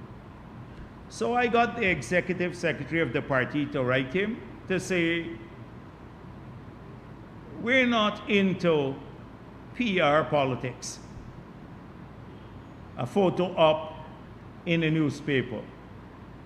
If you want to meet, tell us the purpose of the meeting and what issues you want to discuss. We're a serious party. We don't have time to waste on photo ops only among parties. And so they did have a photo op with AFC. And I saw their joint statement. And the only thing they said in the discussions that ensued, the executive members explored opportunities for collaborative approaches to address critical national issues and challenges facing Guyana today. It's a photo op. We are not into that photo op. Now, the AFC met with APNU in New York, but they didn't put a picture there. They put a picture with ANUG. I wonder why they had to meet in New York, and two, who actually had the meeting. And so then PNC, so AFC met with GAP again, then PNC met with WPA. And I'm thinking about all of this does not matter. For people out there, this is all, let me give you a perspective. So people call me and say, what about these people? They're meeting, they're collating, and all of that. And I say to them, you forget history. Now, not to be arrogant, but in the last elections, APNU was made up of Guyana Action Party, GAP, Justice for All Party, National Democratic Front, National Front Alliance, People's National Congress, WPA, and AFC. That's 7 parties there. Then you had ANUG, LJP, TNM, Change Guyana, People's Republic Party, the Citizen Initiative, URP. 14 parties, and then you had, I think, 2 Fed-up Party, an organization for victory of the people that contested at the regional elections. So you're talking about 16 parties that contested, and the PPP alone, and we won the majority of all the votes compared to 16 parties that contested against us. And it's not arrogance, it's a testimony to our keeping faith with the people of the country, fulfilling our promises. People look back and they saw the 5 years of APNU as an aberration, and that we are working, they needed the PPP to come back into office to address their concerns. And since we've got back into office, we've been addressing their concerns, and we have grown beyond 2020. We have grown beyond 2020 now. So I say to people, we've had this before. These one-person's party and three-person's party and stuff like that, where you can create a party and turn the leader of the party. To be the leader of the PPP, this is a serious party. We've had to work many, many years to get up through the ranks and file. Our Congress has more members, more votes. The Congress of the party has more votes, and it's only a representative sample of our membership than most of these parties get together. Some of these parties can't go to elections alone. They can't even meet the requirements to contest. That's why they have to go as a group. So all of this big hype about who meeting whom all week long and to who talking to whom, etc., does not matter. You think the Sharma's Son Party or the what I don't know what it's called, or Keith Scott. Keith Scott, nobody don't even know maybe now who Keith Scott is, but he has a party. And the Gap, I don't know who is Gap up to now. They said he's in Parliament. I don't even know the people. So it's not arrogance, it's just that don't waste your time. Don't even worry about it. People call me all the time and say, oh, they're getting together. And I said, but we know this. The useless would flock together. The useless would flock together. They did it before, have nothing to offer the people of the country. But what I heard more is that they're pulling together some money to get Norton out of the way. So we will see how that would evolve, because I think there's a group trying to pull together money, think they can induce Norton to get out the way for another leader to contest the elections. Whether it's Norton or another leader, it doesn't matter. Who they're going to put this? Nigel Hughes, hopeless. In fact, it would be, the PP would have a field day on him. I can imagine mounting the platform to talk about him.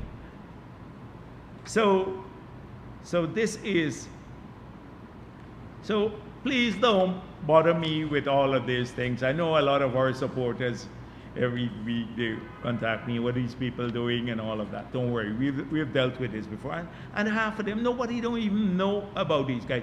An hour into the press conference Anouk had, they had 4 members viewing it, and one was my staff.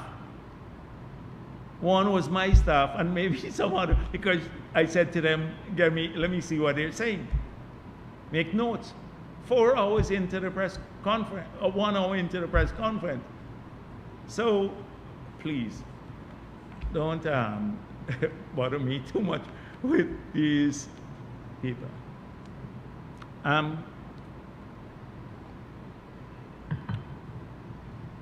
The vindictiveness from APNU is unbelievable. And every week they just, when you think they wouldn't go to such a low, they go even beneath that. So let me deal with something that has been very disgusting that they're focused on. Now, you know, their first lady had a ball recently to raise funds for the many things that she's been doing. Now, the entire APNU cabal said that, first of all, it's taxpayers' money being used to fund the ball, which is a lie. Not a cent of taxpayers' money went to fund the ball. And they sought to disparage not just the First Lady, but the President, and all of the people who attended, about the hollowness of the leadership class, the privileged few, that they're sycophants and social climbers and bankrupt, that it's a grotesque display of extravagance and stolen wealth and all kinds of things. So I hope that the people who went there, spend their own money to go there for a cause that is to raise money for charity, that they would see what APNU has called them. And there had people from across the middle class and other groups who wanted to help. So what if in our country people spend their own money and they want to buy a fancy dress and go to a charitable cause or a suit? What's wrong with that? It's these narrow-minded people who sought to disparage everything that the First Lady has done. It's utterly disgusting. It's reprehensible. Now, if you look at some of the initiatives that we're familiar with that the First Lady has been working on. She's working, I'm not going to go into details, but she's working with the government on a joint initiative to get menstrual hygiene products to school kids. Well, children in our schools, in high schools, who are menstruating. It's called the Menstrual Hygiene Initiative. This is a great initiative. The government puts up probably about half of the money, and she, through her charity and her fundraising, comes up with the other half. But this is to help over 30-something thousand people or children in school who need those products, that they don't have to buy them. If they need them, they don't have to pay for them. They should be happy about this. Secondly, she works in the Adopt Orphanage Initiative. They've done work with 15 orphanages already. Thirdly, a program for people living with disability, and helping them, assisting them, training, a whole range of stuff, even for housing some of the people, or assisting with housing. Support for the National Beautification Program. So funds come from the government, but they also utilize some of the funds they raise. And then a program to support vulnerable women. These are several initiatives that the First Lady is working on. And you have the APNU people, some of them, the sick ones, who are running down an initiative where not a cent was spent on the ball, but to raise funds. This happens everywhere in the world. People could afford it, buy a ticket, and they know that it's for a good cause. The money goes there, and the money is then spent back on these initiatives. It's not government money, but they begrudge this. They begrudge this, and these are the low lives of our society. And all week they've been talking nonsense about this. It's disgusting, and I think people should stand up to these people. And also said, oh, we spent a lot of money on and not giving the public servants the money. The money is going there to fund the ball and not giving it to public servants. I see some of the crazier ones. You see, yeah, I wouldn't even mention their names. I wouldn't even mention their names, but they come mainly from APNU and the AFC. But something is, because I went sick in the stomach when I saw some of these people doing this. And they were in government, and they were busy hustling the money for themselves. In fact, a lot of these initiatives might have been funded from under APNU, from taxpayers. So that's what they think, that in this case it was funded by taxpayers too. So it's something that I wanted to address.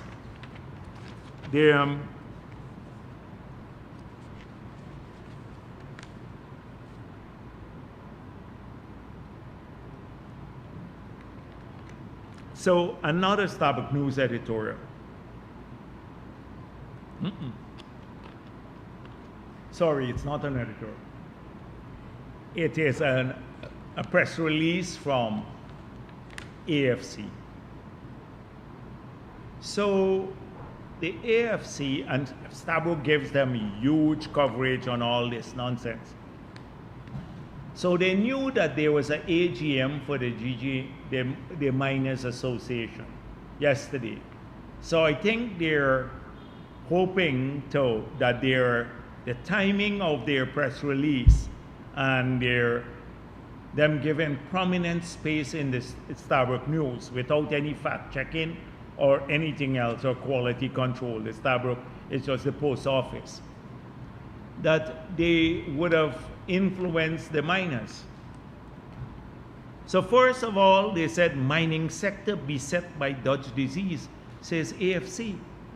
And I'm still trying to figure out who advised them about this Dutch disease and what they mean, because it is one of the BS or that I've been using. I don't understand how they come up with mining sector beset by Dutch disease.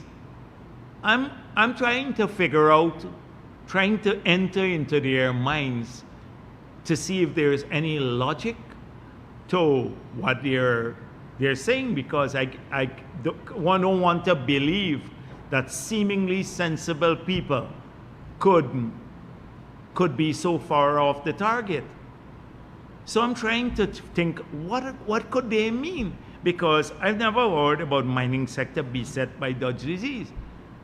So then down the article, they're talking about lower production, somewhere about production. And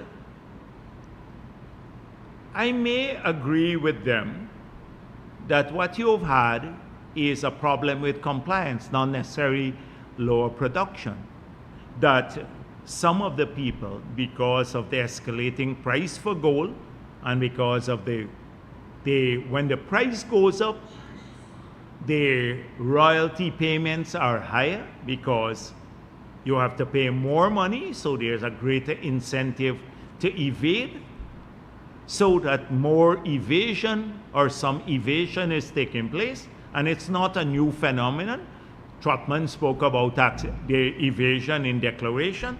So I might have agreed with them if they were talking about, people are not complying, and selling all the gold to the gold board that they should be selling. There's some smuggling of that, because I'm aware that the president has been reading the Riot Act to a number of people in the sectors and saying to the miners and others that there are going to be consequences to this for them. So I can understand that, but it's a far stretch of the imagination to link that to the Dutch disease.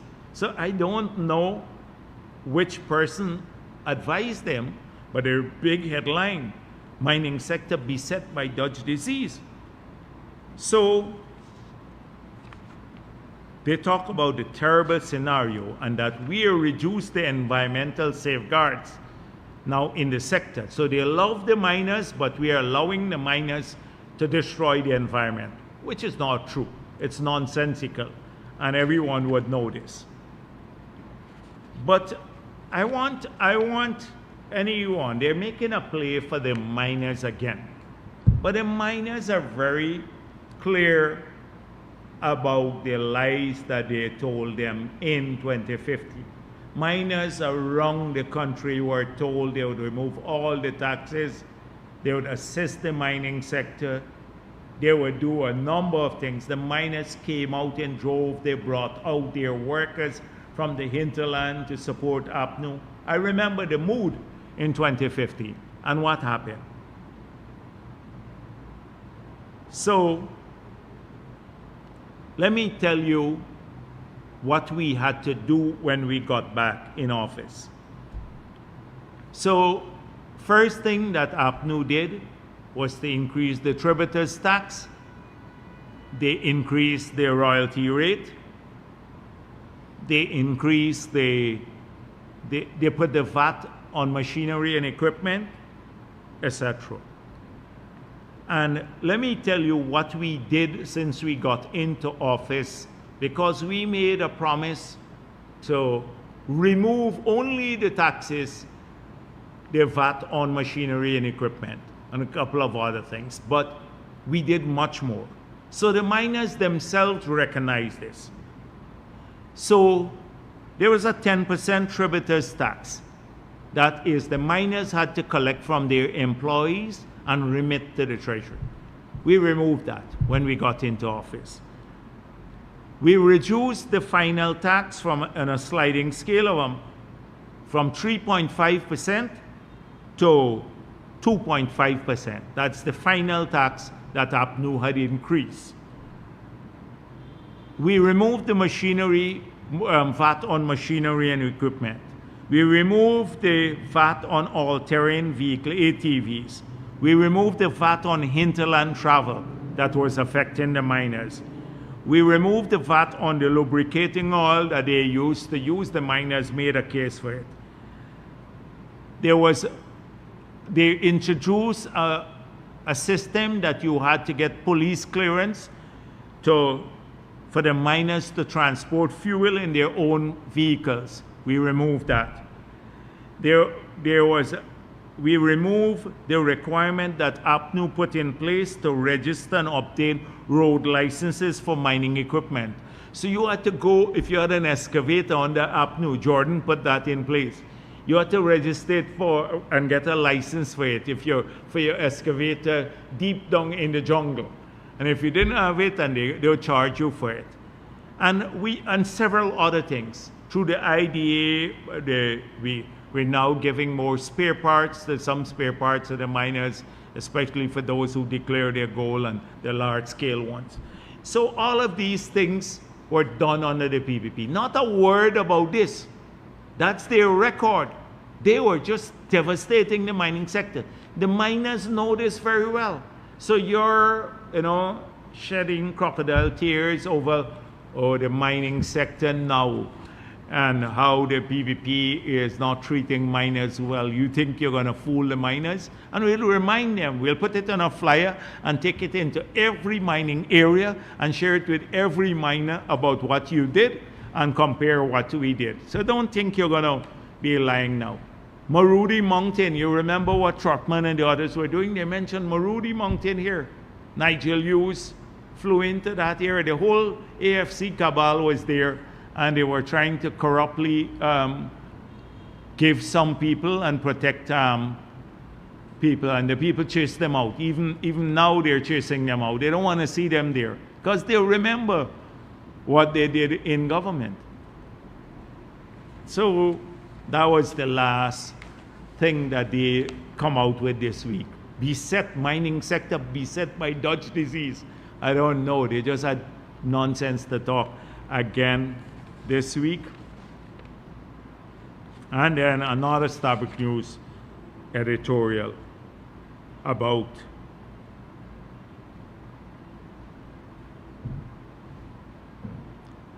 so President Ali has been going into the mining sector. Now the Starbuck News is questioning whether these excursions are really empowering these communities or they remain subject to paternalistic attitudes, still to be determined.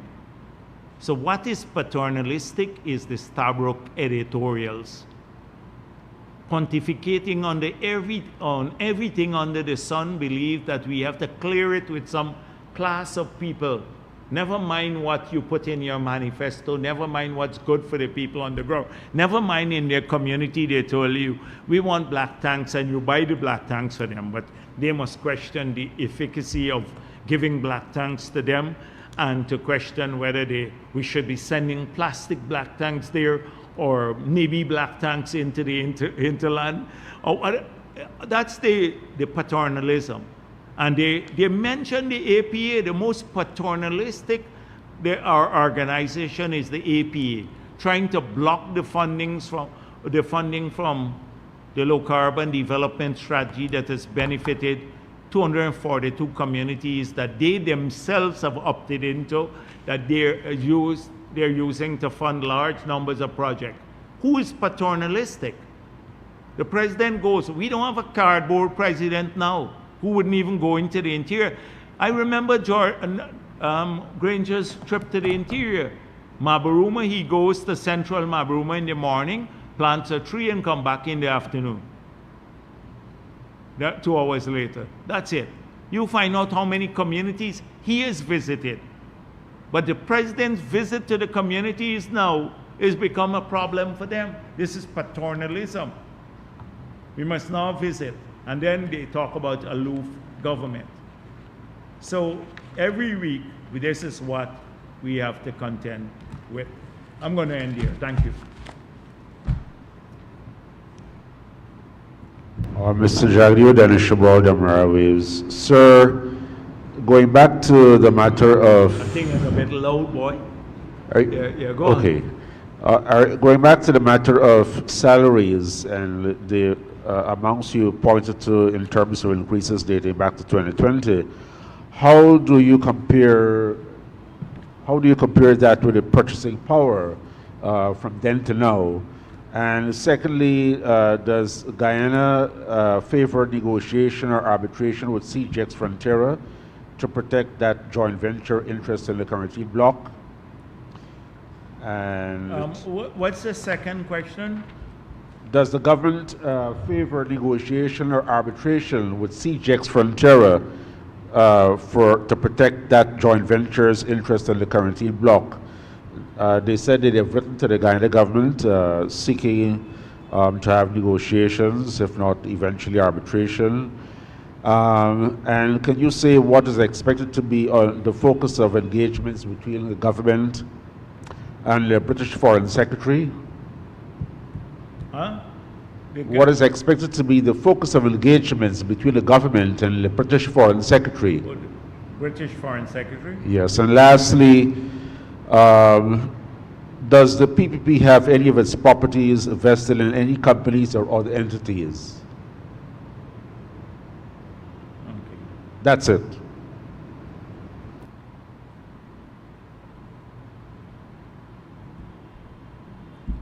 Okay, so first of all, the purchasing power.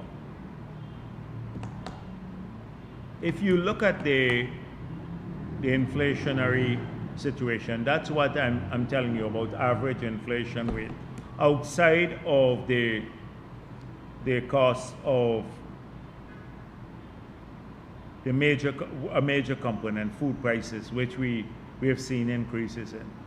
I've gone through all of the other things. A public servant paying his light bill in 2020 has not seen any rate increase in his light bill. Of course, when the light is on, I must say that, right? But the light bill. A public servant paying a water bill now, in this year, would he see a 5% lower rate than in 2020 in the water bill, because we reduced the water rates by 5%. A public servant having to buy a gallon of gas now or diesel for his or her car would have seen government subsidizing it, so there's no increase, $500 per gallon. A public servant paying for internet now, because we have removed the value-added tax and because we have liberalized the telecommunication sector, would get 3 times the amount of bandwidth that and data that they would have gotten in 2020. A public servant paying mortgages now on their property would have seen the same rate or a lower rate than before. So these are key components, and for the whole country. Food prices have moved, and maybe some other the consumer durable, but to a lesser extent. And rent. Are So, you yes. factoring rent in your calculations? Yes, but the thing is that the possibility now of owning your own home, that's why I did not deal with that. As I just told you about that. The 282 billion we'll spend on 50,000 house lot. Under us now, the possibility of owning your own home is far greater than any other time in the past or under APNU. We're building core homes, we're building the young professional homes. We have announced a special incentive for people who are building their own homes, low-income homes, free steel and cement, all of that they can benefit from. So and then on the other hand, there are additional benefits too. So if you had to pay to go to UG in the past, now you will get it free. There is additional benefit to that. If you had a hard time driving, I don't want to go back through the other components that I listed before.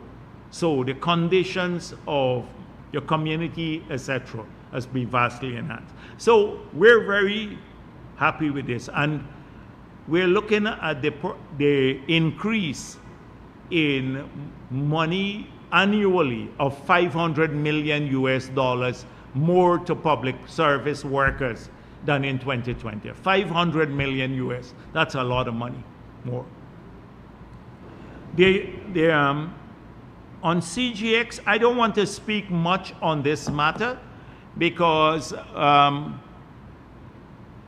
we have made it clear there is the term for the license expire, and therefore if the term of the license and when they're required to do some or to take some actions under the license that they fail to comply with, then there is no issue to discuss. The license, once its term expired, it lapsed. If they have a different interpretation, then they can go through the legal process. We believe we have a strong case. Ignore the letter.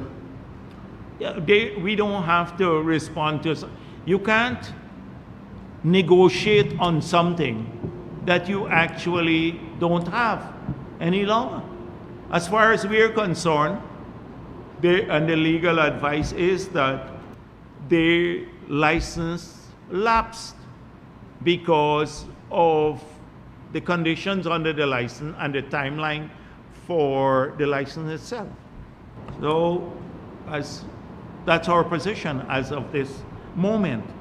The PPP properties, more 90% of our properties are in our name, or maybe one or so in a company, but they are where the PP has majority shares in.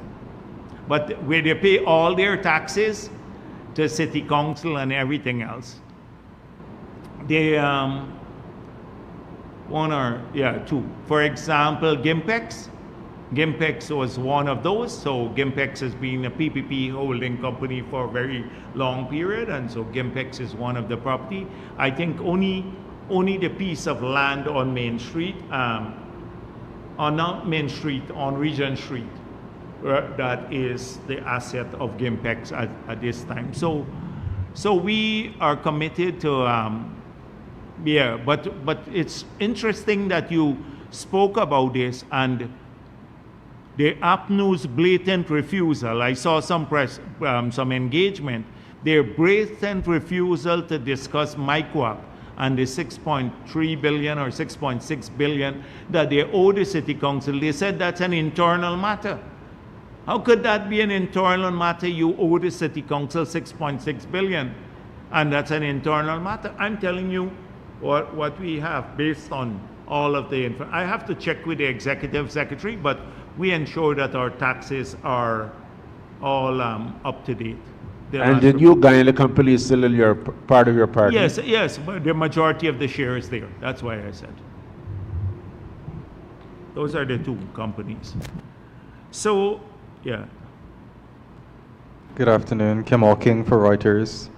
Vice President, Can you confirm that the government has received a letter from CGX beginning a 60-day period during which you need to negotiate before you could potentially go to arbitration?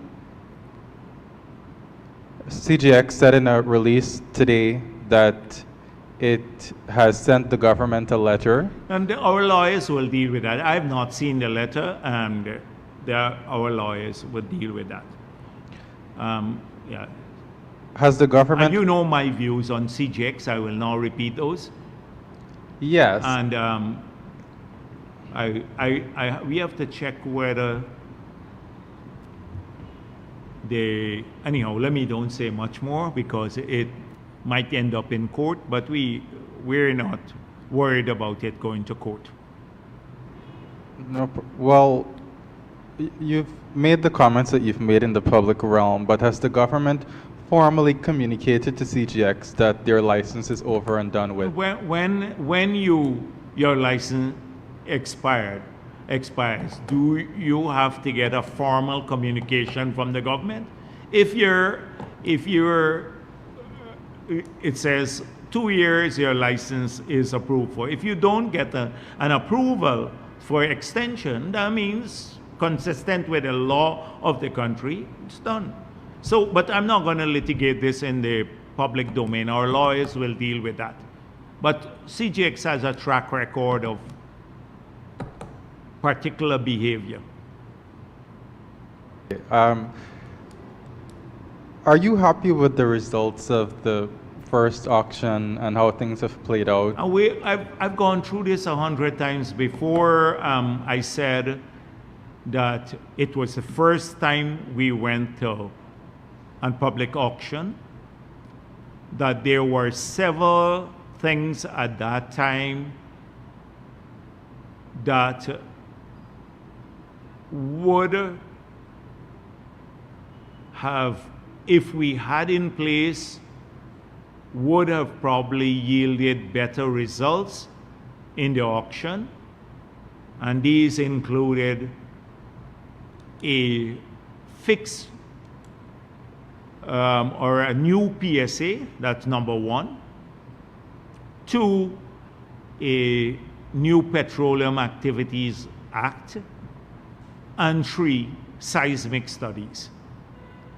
You would recall when we went to auction, we made a commitment that in the first 2, we would, in the course, before we finalize the auction, we will make those available to the companies that were going to participate in the auction. It took us a long time, given their complexity, to finalize those 2 seminal pieces of policy, and resulting in us having to postpone or extend the completion of the auction several times. Now these documents are ready. So in the next round that we plan to hold sometime in the future, where these would be available upfront to the companies that want to participate in the auction. And thirdly, since we had gone to the auction with very limited amount of seismic data, we are hoping now, I think we have gone through the process already. We have received bids from several companies that have made proposals to do seismic studies, and then at no cost to the government, and then we share the benefits of the purchase of that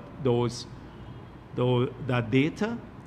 But that would allow us in the future to go to auctions with a bank of data that would be available to the companies to make more informed decisions as to the potential offshore. And so those 3 conditions, I think, will help future auctions to get better results. Okay, and so you don't want to say a general timeline for this auction? No, we're very conscious that we are going to be approaching elections next year. And let me say, I see this big flurry of activity. They have a whole year more to wait and a long period more. So some people get burnt out too. You know, some of these parties, they jump up a long time as though elections are next 2 months. It's going to be towards the end of next year. But we don't want to undertake. I doubt whether we go to another auction before the elections. Okay, for 2025, what are your priorities or plans for the oil sector in terms of management, new laws and regulations? And could you give a bit on your view of the performance of the oil sector this year? So first of all, I'm expecting the AG's department has had some issues. They're overloaded with getting the oil spill legislation, the draft completed so I can table it in the National Assembly. I've been pressing them. They've been very delinquent at this, but been pressing them to get this done because we made certain commitments that we want this tabled before the end of the year. I'm still pressing them to do that. So, but definitely next year, that will be one of the laws that we want to pass. Under the Petroleum Activities Act, there are several regulations that are being drafted, have to be approved, and those two hopefully will be approved by the National Assembly. Now, thirdly, we anticipate that there would be, based on public pronouncements that Exxon has made, that they will request approval for 2 new projects. So those would have to be evaluated, as we said before.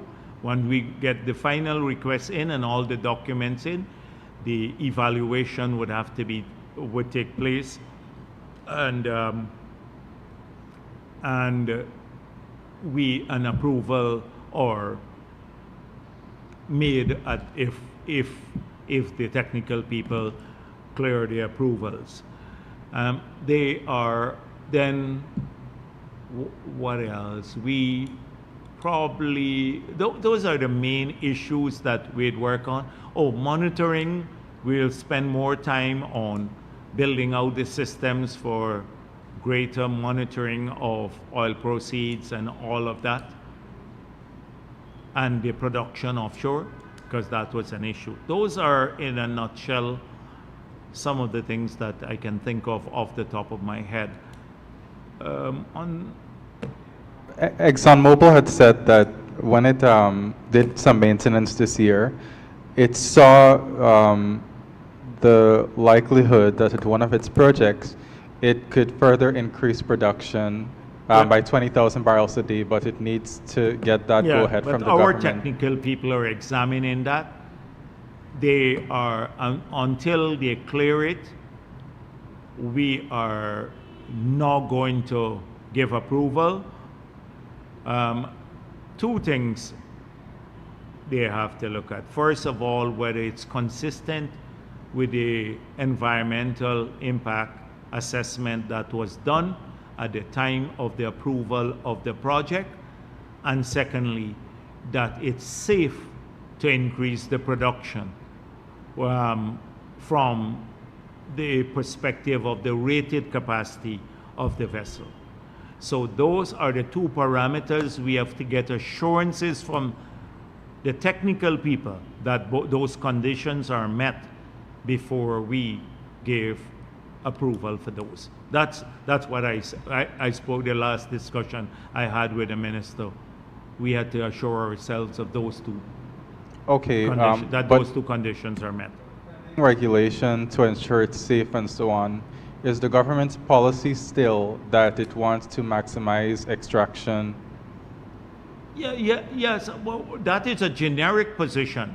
That's a generic position. It doesn't if that's our generic goal, that's the broad position.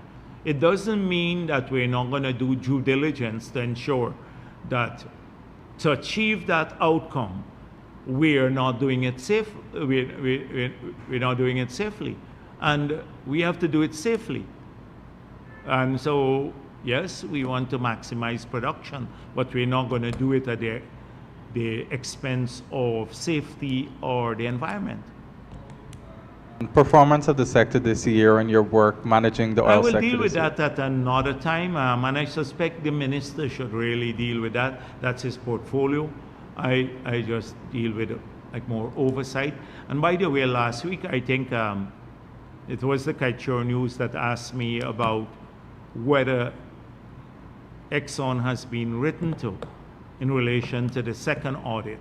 And so I've seen the letter that went from the minister sometime in November to write Exxon about the audit and its findings. That's the second audit.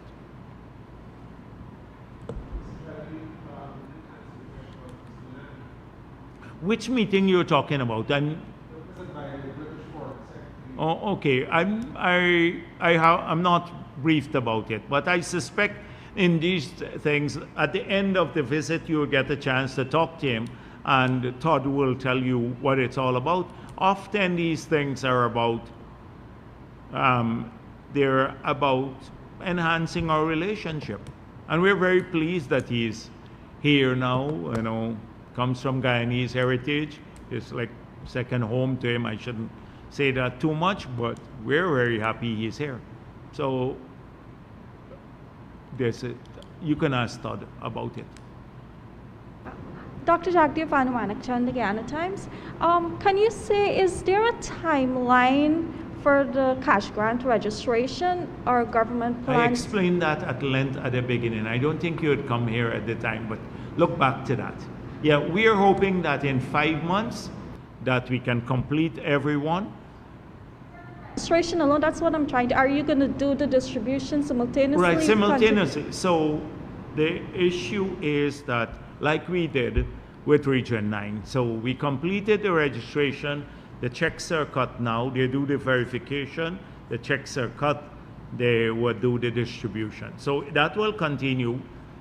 So as we complete the registration, we would also do a bit of this, right? And Per region? per region, yeah. Okay. Yes, if that, it's it. Good afternoon, Dr. Jagdeo, Nasta Williams, Kaichur News. Just one quick question from me. Other oil-producing countries have implemented windfall tax to benefit their people, and here in Guyana, since Exxon produces 650,000 barrels per day at an average price of $55, everything above this is considered windfall. Using current prices of $72, there's an excess profit of $17 per barrel. And if Guyana moves to demand 75% of this, each of the 3,000 households could have received around $2 million. What kind of economics we're bringing to me? I don't even understand what you're saying. It's clear that if you have, there's no excess profit on everything else. Your projections are made. You have, on the basis of what you project the oil prices to be, it might be higher. What that means is that with a 75% cost recovery fixed by contract, it means you're amortizing the expenses faster, so you can get to a higher share of the profit faster. You're just amortizing the expenses faster.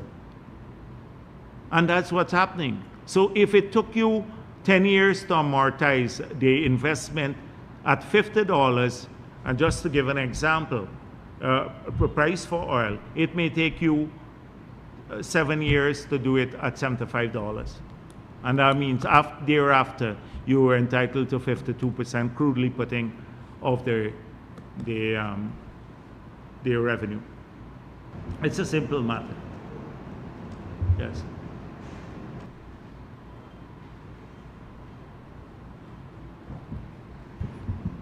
Cassie Henry, DPI. Dr. Jagdeo, coming back to the cash grant distribution, I know distribution has begun in Region 9, but can you say specifically when this month we can expect to see it commence for the other regions? So the next region should be Region 1, and then I think Region 8, and then 4. So, and 7, I think they're doing registration now, and 4. So we are hoping to get all the checks cut in the next few weeks, as many checks as possible, and the distribution started. But as I said to people before, it's not like a straightforward thing.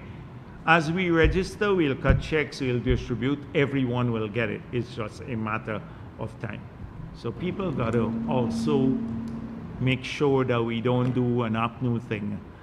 Like that we just want a payout, and then the payout just, the wrong people get money, or they get it twice, and then it becomes the whole exercise becomes blotched in corruption or in misappropriation. We don't want that to happen. We want every Guyanese over 18 to get the money, and we'll provide the opportunities for them to get it.